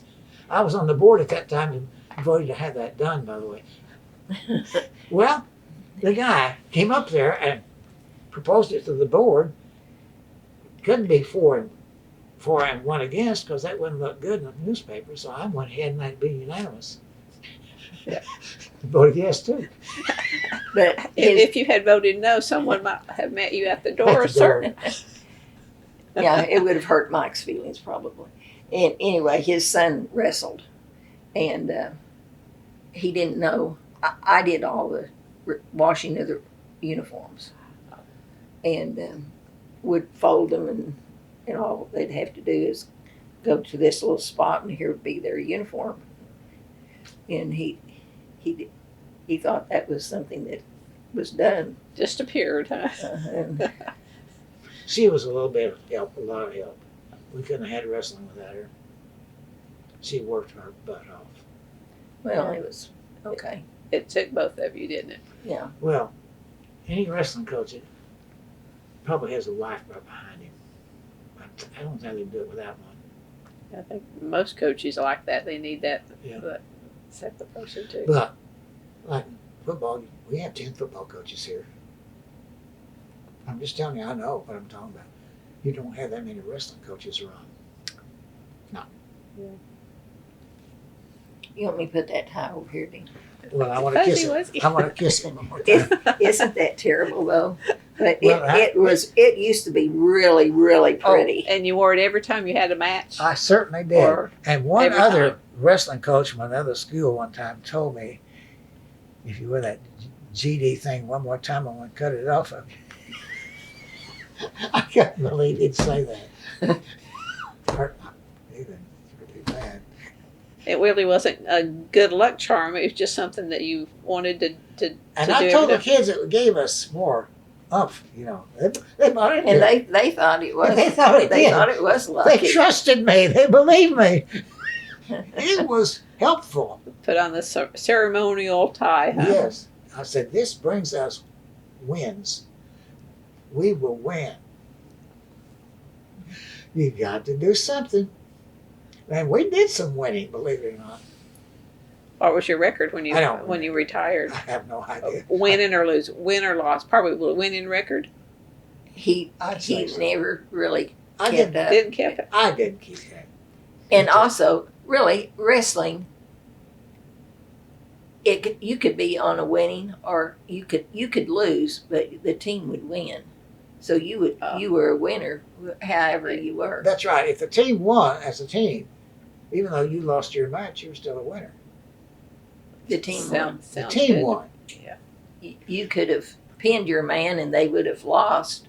The team lost, but you were still a winner. And this is something else I did. I had a really good scorcher team one time. So, we're undefeated. Last match of the year, I said, okay, guys, you're the A team. This kid had never wrestled. That one hadn't wrestled. So we go off and we wrestle. We get beat. Someone in the upper echelon said, you had a good team this year. My boss. I said, yeah, we did pretty good. He said, you could have had an undefeated season. I said, well, we did the best we could, sir. He said, you had taken that darn B team down there that night, you would have been undefeated. I said, sir, when I told those kids they were wrestling, I said, we're not making excuses. You are the A team. If you get beat, it's a loss.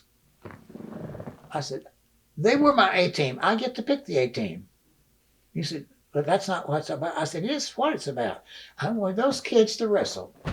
I wasn't worried about having. And today, no one knows if we won or lost that year. It's been several years ago. But that one kid has come to my room. That one kid's 55 or 60 years old. He said, you let me wrestle on the A team. I wasn't good enough. I said, you were the A teamer. I told you you were. I get to make that decision. These wins and losses on records, it just eliminates some kids from ever getting a chance to participate. No.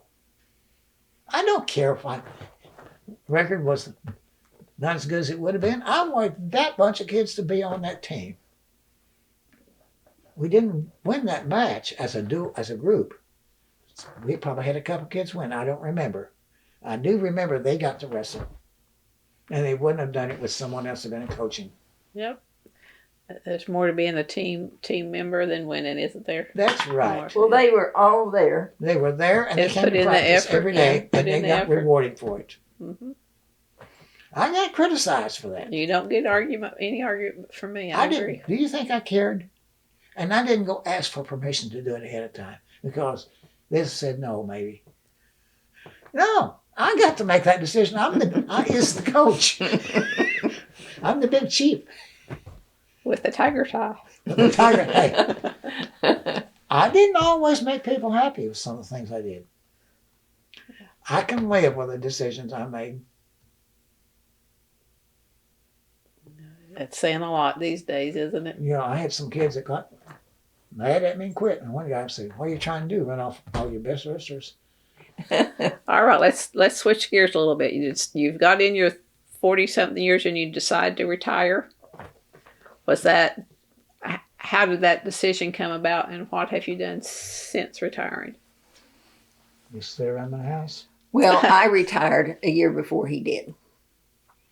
And which was good because I got to run another friend of mine, the one that just called when we first started, she retired too. And so we got to go around and do some things. Girl trips. Well, girl trips and home economics related things and, things like that. So that was good. And then the next year he retired. But all the time, though, the last few years that we were teaching, he was not coaching, but he was junior high coordinator. And in the early 90s, or the late 80s, we went to Scotland. And That's where I met my girlfriend. and we went into a store, and I decided I was going to buy something Scottish because, I have some Scottish ancestry too. And so anyway, they were making out the ticket, and they said, you're from Oklahoma? Is that where you learned about us? We said, learned about you? They said, yes. Tulsa has Scottish games, and we go every year. You live in Pryor, Oklahoma, and you do not come 1 hour away for the Scottish games? No, we don't. But we promise that we will be there next year to see you. So we came home and found out that they did not have a Donachie tent. And so we decided, well, we'll just go to Texas and we'll join the Texas group. So we did. And then we started helping with the Scottish games in Tulsa. And we got in touch with the international vice president. So she flew out here for the games that year, whatever year it was. Anyway. From California. From California. And so she said, there's enough interest out here that you all can do that. So there's all kinds of SEPs, family names, Robertsons, Reeds, Duncans, and a whole bunch that would be Donachies. And so we got some people together and we started playing Donachie. So we were going to Oklahoma games, which would be in Oklahoma City and Tulsa. And then we'd do other things, with the group. And then we went to Scotland and for the AGM over there, where they come in from all over the world. So the group from the upper Midwest branch were there, and they were real friendly to us, and they invited us to come over and sit at their table. They said, have we got a deal for you all? You all can take over Kansas and Missouri. Oh, yeah. So they said, you all just have Oklahoma, and we have Kansas, Missouri, and then they have all over Iowa and all up in Nebraska and everywhere up in there. I think they call themselves the upper Midwest. Yes. So we became the Oklahoma, Kansas, and Missouri game. So we went to games in Kansas, at Kansas City. We went to McPherson. We went to Wichita. And at that time, they didn't have any games in Missouri. But later, they had one in St. Louis, and then they had another one in Buffalo, and then they had another one that was over in the eastern part. So we were still teaching, but then we were going to all of these games, either in the spring or in the fall. Then this guy comes over, people from Arkansas come over. So we Took another state. we said, well, can't you all belong to the South? And that was Georgia and Alabama, Tennessee, and Florida. Mississippi. No, Florida wasn't one of that. Oh. But we said, well, you all are part of the South, and we'd have to get permission to take you all. Well, that was okay. We could take over them because the people never came from Georgia to do that. So then we picked up the games that were in Batesville, and sometimes they were in Maumelle, and sometimes they were in Down there. I can't remember the other place. Hot Springs. and then Hot Springs. Then the South decided they wanted to get rid of Louisiana. So we took Louisiana in. So here we were trying to go to all these games. Well, after the first games that I went to for Arkansas, I went and took my friend who had retired, and we were going around. Dean stayed here and taught, and Brenda and I took the tent over to Batesville. So anyway, we got very involved with Clandonicky, and Fun stuff, though. Yeah. yeah, it was Work, but because fun. it was and We were younger. dumb, really. But we were gone all the time. But when he was still teaching, we left here to go to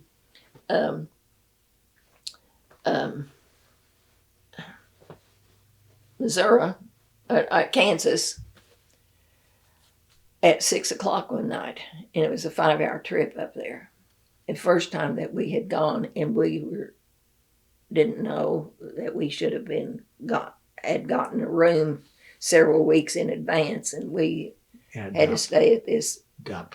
terrible motel. I was scared to death we'd get killed during the night, but anyway. But you protected us. But anyway, we became very involved with Clandonicky. So that's one of the reasons we've been to Scotland as many times as we have. I have to be excused for a minute. Okay, you go right ahead. You go right I'll ahead. explain it to you later. No, don't. Well, No, but Dean was president all this time of the group, and it's kind of, he was also doing newsletter and everything else too, which was hard. But we were coming back from Louisiana one time, and I said, Dean, we can't do this anymore. I mean, we'd pack up a van, and it was full of stuff, tables and the tent and everything. We could hardly see out the thing. So coming back from Louisiana, we'd done 3 games in Louisiana. And I said, we can't do this anymore. We've got to quit this. So we found a guy that had come over from Arkansas, thought instead of us having a real election or anything, we just appointed him the new president. And then he gave that up, and then he appointed a president. And then he didn't work out at all. So they're kind of floundering and everything too. So anyway, hopefully we're still involved with that. So when you have a tent, what's in the tent? Books. Is it for selling things or educating or what? Educating. Educating. And so they'd come by and want to know about the Klan and everything. And so we'd explain everything and show them where in Scotland it was and everything, tell them as much as we could. Oh. And then it got to the point, and we had been to Scotland so many times that one of the guys that would be at games selling things in a huge tent, he would say, go over and see that woman over there. She can tell you more than I can tell you about everything. So that's when. Yeah. but we enjoyed all of our trips. And the lady here, we went over one time, and we met. Oh, also we got involved when we had the house. We had an underground house down in Sequoia County by Dwight, close to Dwight Mission. So while we were down there, we helped organize the Fort Smith Scottish Club. And so we were taking, doing stuff down there. And then one year I became president down there of the Scottish Club of Fort Smith. And so that was, a whole different thing too. So we have been very involved in Scottish things. Been busy. we have, but you meet all people all over the world when you go. We have known people in Australia and New Zealand and all people all over, United States, as well as people in Scotland. So we met a couple from Fort Smith, and he was blind. He's a blind lawyer. And so we met him over there, and we stayed.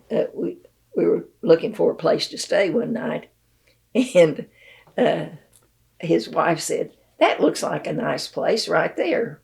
So we stopped, and they had just started a B&B, and so we stayed with them, and then we went on over on Sky, and we're coming back, and it was raining like cats and dogs, and I said, let's call and see if we can stay at their place.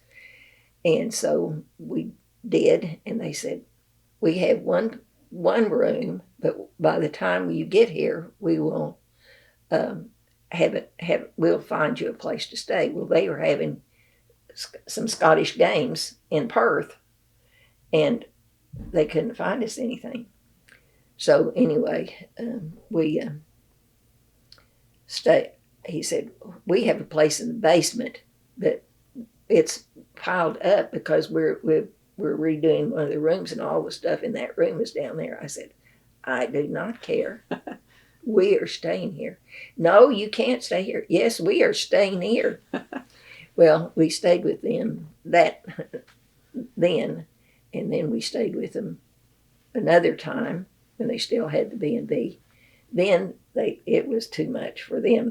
So they put that and they moved into Glasgow. And close to Glasgow. So we got real well acquainted with them, and we said, well, why don't you all come over to Oklahoma and stay some? They came over and they stayed with us a month. And so they kept coming back, and then the last time that he was alive, he didn't tell us that they'd found cancer. And he said, I'm not going to start my treatments until you all leave, because when they would come over, when we'd go over, we'd stay with them. And he said, well, what do y'all want to do? And one time I said, I want to deliver the mail on Loch Lomond. And because I'd read in some magazine that you could do that and get on the boat at a certain place. And he said, oh, I don't know anything about that. Well, when we got over there, we started out one day. And so we went over and we delivered the mail on the mailboat around Loch Lomond. And every time we'd go over there, they'd do something, to show us around and do all kinds of things. That's how we found out what they thought. We were members of the family. That was the day. That was the day, yes. Oh, they had a fight, verbal fight, because he was driving the wrong way. Yeah, so she was on him, and she pointed it out to him. We found out we were members of the family. They didn't even act like we weren't. They started having a real fight, that kind. Oh, now we're flattered. You've been on me people enough. They don't always agree. I know you've never had that in your family, but the year that we took Barbara and Davis around. Yeah. It was fun. It was hard. You tell them how Davis. Oh, we were on Iona and had spent the night, and he would go up, and there was this statue outside the cathedral there, or the Whatever. church or abbey or whatever, abbey. And so he got up on this statue and he said, I want to look at this. So here he was up on that. You know he's totally blind. You should tell her that. Yeah, he was totally blind. Yeah. Just wanted to. Yeah. And he couldn't have his dog with him. So Dean was his guide dog. When I got home, I see a fire hydrant. I had the strangest urges. I just had to really control myself. Really difficult. On that note, let's switch gears again and talk about the Santa's Christmas Village here in Pryor. How'd you get involved with that, and what do you do with it? Well, It's a big deal. It's a big deal, so I'm learning it is. well, the only thing that we do really, I have trouble with my knees, and Dean, I don't know why, but anyway, we told him we couldn't do a lot, but we do give him money, and he said, you can sit at the Yeah. picture table. That's a busy job. And so anyway, I'd just take the pictures out, and or I'd help stick pictures in the little envelopes or something. And I was totally exhausted that day. Dean helped register the kids for the bicycles or the tricycles. So at certain ages. Those little kids that can barely talk, and you got to get their phone numbers and all that kind of stuff. But the parent would have to help, you know. Yeah. And I'm not used to dealing with young kids. Little ones. That really exhausted me. And do you wear a certain get up? We Yeah. wore our. Get the book over there, Dean. Oh, Where yes, we have a picture of us in you have here. an elfin outfit or something? No, he has shirts made for everybody. Okay. And now he does have some elves, but they're some of his relatives. There we have our elf uniforms on right there. The green. You're green. Where's the? Are they back there in the back? You know, something. I don't remember where they are. So how long have you been volunteering for that? Well, last year was the first year we did that. Okay. Well, we've been down there, but we haven't been an elf before. No. How long have they been having it? The I don't know, several years. I didn't ask him that either. So I'm not real sure. Now he is, works The as last you know what off. the last 2 years Yeah. they have really made it a lot bigger. And He's doing this video. they make memories for a lot of little kids, oh gosh, don't they? yes. and it sitting there watching them take the pictures, and that when they come in, that's the first thing they do. And you know, you'll have a little baby, and he would slide down in his seat and lay the baby on top of him, you know. Oh, he's so good at But that. sometimes, if the baby's a little older, mother, you know, the baby would be facing mother, and she would sit him down, and he'd look around, and then here was Santa Claus, and the baby, it was really a neat experience to do that. And then, of course, Dean was trying to help the kids fill out all these things. And then they fill this out, and they put it in a box. See, I've always dealt with older kids, not young ones. That was stressful. But there's just something about seeing Santa, I guess, for or at least even my age too. Yeah. Well, he's a big old scary looking Really, Santa. really and truly, you ought to come over for that just to. Just to see. It says Just to this is see. the 4th year this year, so maybe they started it in. Well, and they were having after it. COVID. They were having it at night. Just he would come over, but they've started this village, and it is really in pictures that are in here. Yeah. That He shows can't get the reindeer over, but one time he had reindeer. Tell about how friendly that reindeer A was. real a live reindeer. yes, 2 of them.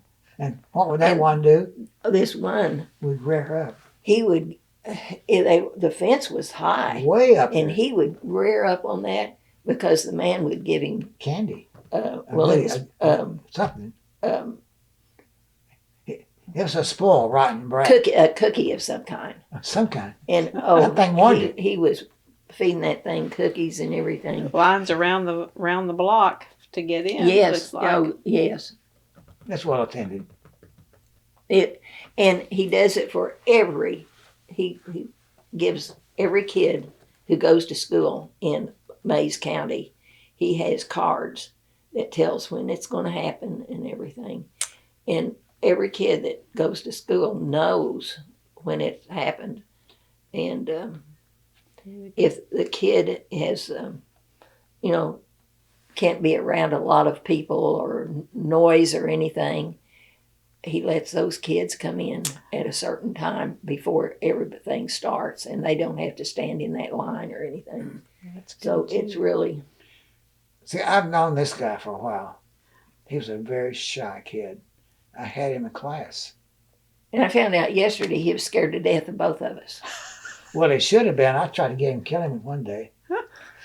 Someone in his family accused me of making fun of his wearing apparel.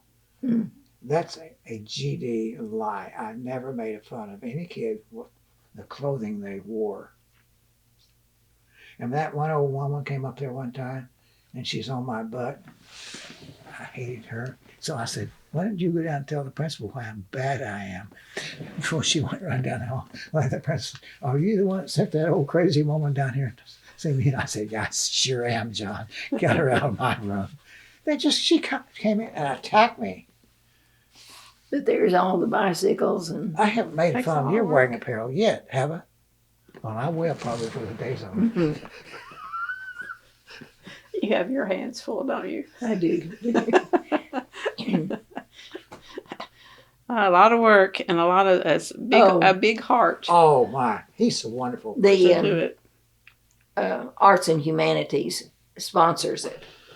And they do, they help put up all that stuff in the place. And And of course the Grinch.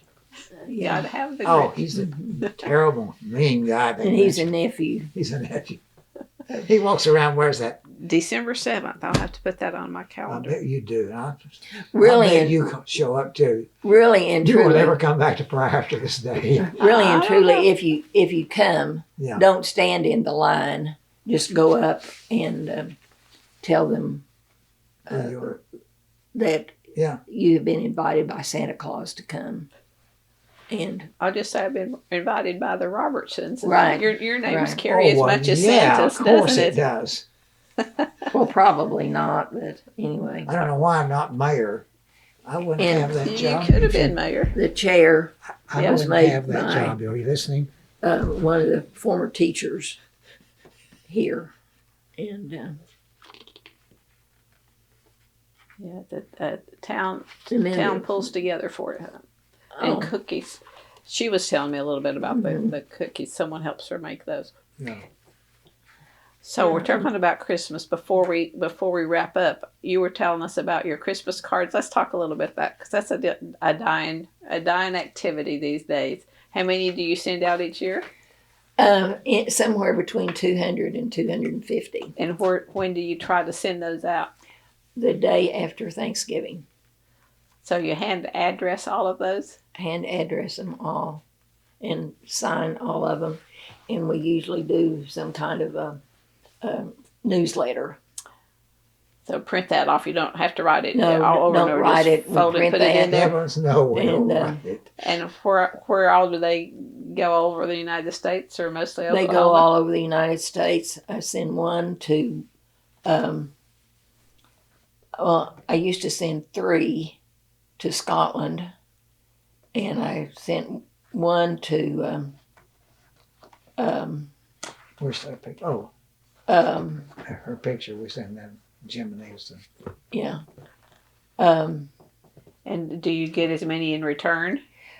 I sometimes I usually get somewhere around 100, 125, somewhere like that. And you have them hanging up today. So I have what's them. that tradition? Well, I put them up, and they stay up until I get my first one for next year. Okay. Now, I don't take it down all the ones that have pictures. When I get the one that has a picture, I replace that. Take that down. An updated one? An updated one, yeah. And so that kind of, some of them I've kept over the years. And so you've seen kids from babies until, Grow up. So you've been doing this a while. yeah. Did you tell that thing stands up year round? That was my next question. Your tree is up. How long does it? It stays up all the time. Doesn't ever? You don't It ever? doesn't ever come down. Most of there are a lot of things on there that stay up all the time, but they are things that we have gotten from. It seems to be July 4th decorated Yes, this time around. So you switch out decorations. Yes, and some of it is left from spring. She's an OU Summer. fan, obviously. And some things that I get wherever we go. Oh, I she's get- walking. Yeah. And a radio flyer. You can't have a tree without a radio flyer, can we? Yeah, I don't know. We got that down at Natchitoches, Louisiana. If you love Christmas, you need to go to Natchitoches. I did. My mother loved Christmas, and I like it too.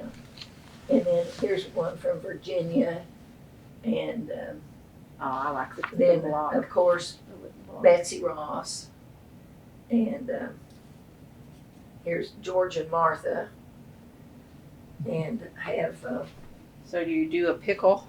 That's Germany. Yes, That's not there's- Scotland, though. there's Is it? a That's Germany. pickle We're somewhere not German. in here, No and sprechen it Sie stays Deutsch. up all the time. The pickle Oh, stays up all the Stays up all the time. Yeah. When I see a dachshund, gotta have a Yes, dachshund. yes. Oh, yeah. And We had Dawson's, I promise.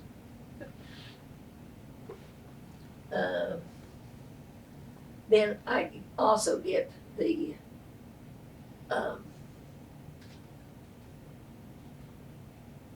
White House ornaments every year. And Dean went over 2 years ago and asked if they had. Oh, yeah. And they did. My hero. He's going to be president someday. So we Who is it? Who's number 6? Oh, heck, what's his name? He's an outlaw. He's played for everybody in the pros. Oh, he was one of the OU players he's an OU player. that Plays for Kansas City. He's played everywhere. I don't care. came. I Is can't he a help. quarterback? Yeah. Yeah, outlaw. He's the guy they'd be optioning, and so they'd tackle him, and he'd be flat his back. And he'd be a 250-pound black guy. He'd call him my names. They'd turn me loose, you scumbag. Just talking to him, and I thought they're going to kill him. But his own players admired him for that. They thought he's crazy, and they blocked for him. You can't believe how those linemen loved him. Dean has his Salisaw High School Oh, I've got to sing the song. ornament. So we have, You have fun doing it. I mean, that's cool. but have to take down some of the ones that have up at Christmas so that can keep it rolling all year long. Yeah, that's neat. What's that? Baker Mayfield. Yes. My hero. Baker. That's not who I was thinking, but I don't know my OU players. Oh, he was. I don't know my OSU ones too well. And also, we got this when we went to Beverly's. Yeah. Military Academy. Yeah. We followed these kids around until we moved as adults. But the Beverly's White not a House child ornaments anymore. are always different. And don't know I guess you're if they familiar come with home for Christmas, they come in to see you. A Sometimes. lot of them. constant stream, I guess. No, it's not that big a deal. But we Well, see some. a few. What's that, Gene? 2006 Christmas, the White House. Oh, the White House. The There, White House ornaments somewhere are back east. in Monticello. And the get pink flamingo. we get stuff from them too. What? The pink flamingo. Oh yes, yes, yes. I don't get to select all the decorations. Enjoy doing the tree actually. Yeah, it's nice. And It I keeps you in the Christmas spirit and the Yes. spirit of Christmas, I guess. Oh, okay. Oh, And I which, get kids Christmas things and send to some of the kids too. When their parents get a card, they get some kind of a little card. And over at Siloam Springs, Day Spring has an outlet. So I go over there, and cards are very, very cheap over there. If you ever need to get some cards cheap. it's the postage that keeps going up on you. I know, isn't and it? that's why I got three. And last year I tried to get cards or stamps cheaper, and when I got those three, and then I said, "You don't happen to have any old stamps, do you?" "Yes, we do." I said, "Can I get some?" She said, "I would be happy to get you some." So she went in and found me. I said, "How many do you want?" And I said, "Well, let me have at least 180." And then,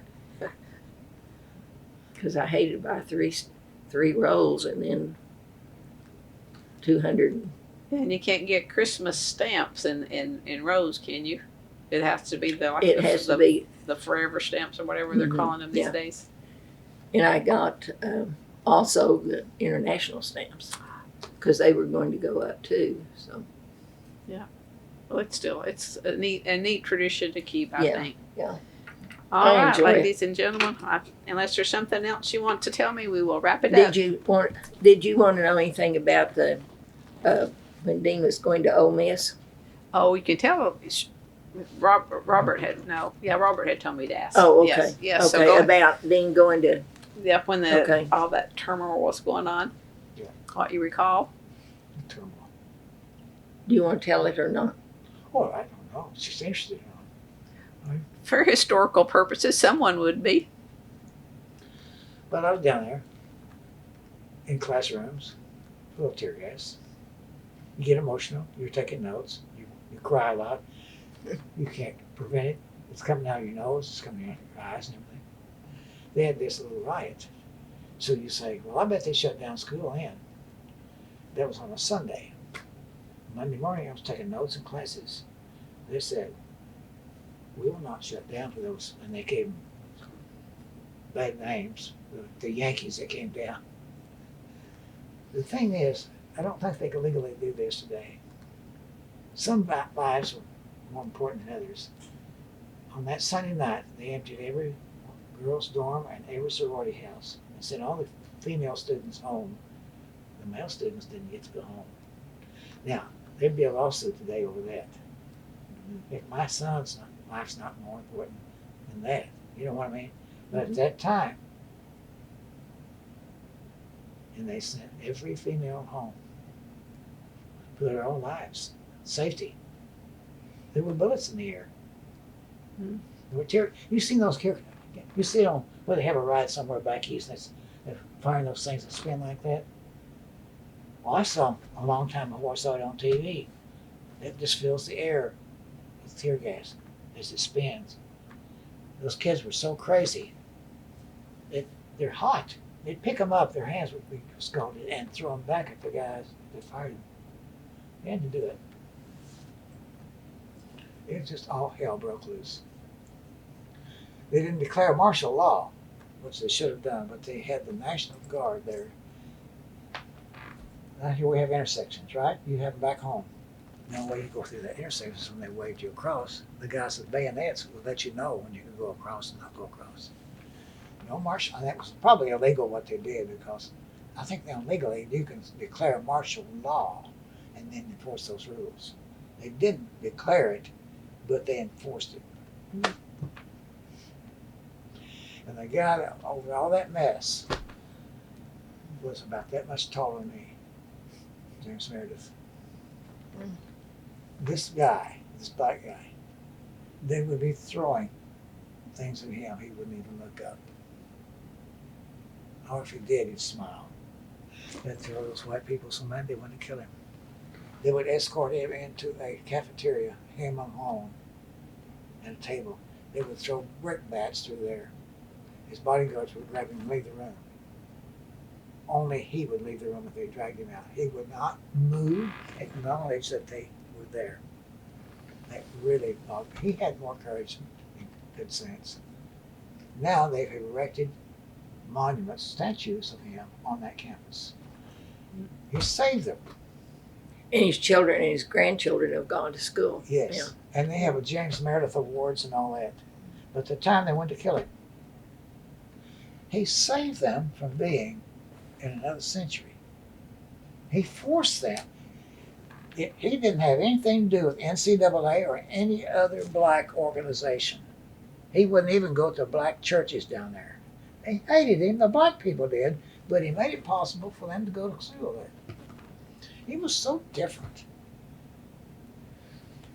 I had a mailbox down there, you're off in college, so they have this little thing called post office. So we have these things, and here's another. Over here, on the other side, just opposite me, he was getting mail. I was getting one letter every 2 months. He had boxes over there carrying them out, addressed to him. I had to have people carry them out there. Probably hate mail as well as Hate mail and all the rest. all the rest. But he's just different. He wasn't scary looking. Had no fear. That's what really bothered those people too. He wouldn't act afraid. He's a nigger. That's what they called him. He just smiled. And those guys would guard him and whatever. And they had him in a bulletproof car, carrying him around, whatever. Times have changed. Times have changed. I'm glad they have for those A people. little, anyway. Well, yeah, there's still bias. I saw flagrant bias. With your first-hand experience. I saw it. Mm. I smelled that tear gas. I saw grown men, too old to know better. Jonesy, Charlie taught him around. He said, "I'm going to kill that son of a bitch. I'm going to kill that nigger." We said, "Jonesy, you're going to jail. You're going to prison if you don't shut up." We were trying to reason with him. He was a Mississippi guy, crying like a baby because they were ruining his university. Mm. There was that much emotion. And those people are hard to reason with. Yep. We saw kids run down there wanting a leader. One time, Charlie, we said, all we have to do is leave those kids out there. Right now, they'll follow us. We were old. We were 25 years old. They were 18-year-olds. So we looked like old men to them. We could have led them out there and gotten them all killed. We said, isn't that silly? We're not going to lead those kids anywhere. We got our cowardly butts off the campus as quick as we could get there. Drove way off out there. We could hear the tear gas and all that. One guy, whoever it was, I don't know what his title was now, got shot. He would go to the emergency room. The Mississippi Highway Patrolmen and their highway patrols were trying to block that ambulance so it couldn't get to the hospital. Charlie and I saw that. Wanted him to bleed to death. They were angry. I saw those guys fighting them, trying to keep it from going through. Yeah. People like that aren't rational. No, you were glad to get back to Pryor, weren't you? Yeah, but I couldn't leave until I got a degree. My parents. And were you aware all this was going on? Well, I knew there was stuff going on down there, but But you didn't I know didn't. how bad it I didn't was. know. I didn't know anybody down there. Yeah. So it was before he came back to Pryor or It came made to national, Pryor. it made national news. It's on TV at night. Yeah. I've seen vaguely remember seeing some footage years later of that too. This is before you got married then. Mhm. Right. Yeah. I guess my it's timeline before. I can't right. remember all those dates. We went down to the Lyceum, whatever that is. It's a big building. At 7 p.m., a president of the United States, the first 30 minutes of that speech was dedicated to a certain group of students, the student body of Ole Miss. John F. Kennedy spoke to those people. And he said at the end, Mr. Meredith is now in residence. We knew who he meant. They went storming out of there like crazy people. They knew he was on campus. They did not know that until John F. Kennedy told them on national TV. He's in residence. I know it was right over there. That dorm wasn't very far from ours.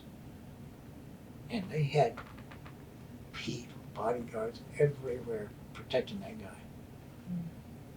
They had to. They had to, yeah. It's sad, isn't it? Yes.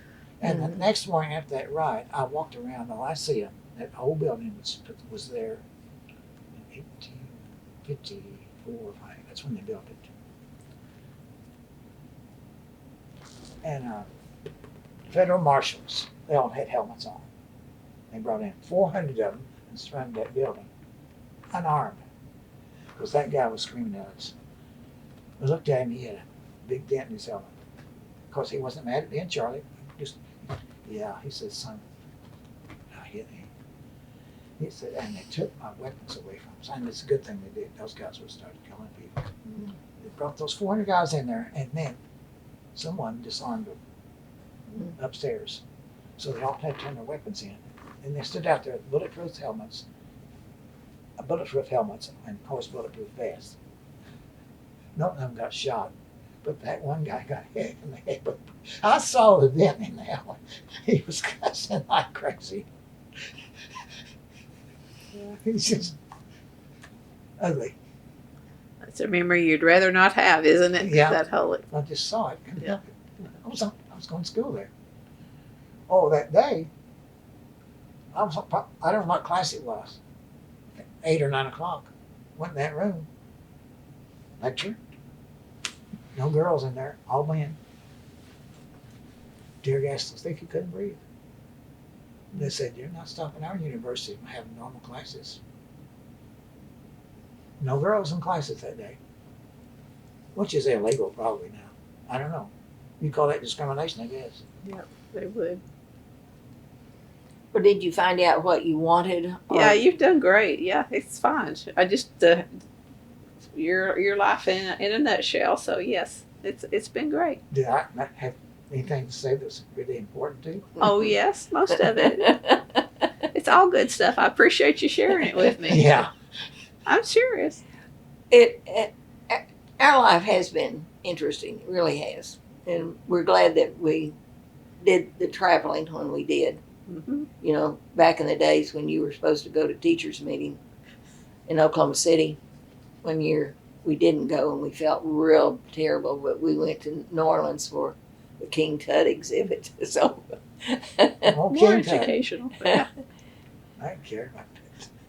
Boy, meetings in Oklahoma Well, you've City. touched a lot of lives, and we don't have that many interviews with junior high teachers, former junior high teachers. So I think that's that fits a little gap in our work too. So it's been great. Well, you know, high school teachers are a lot smarter than junior high teachers. That's why they don't let us teach the upper grades. No, I don't know about that. I think on that note, I will cut this off so you don't say anything else Yeah. like that. Yeah, right.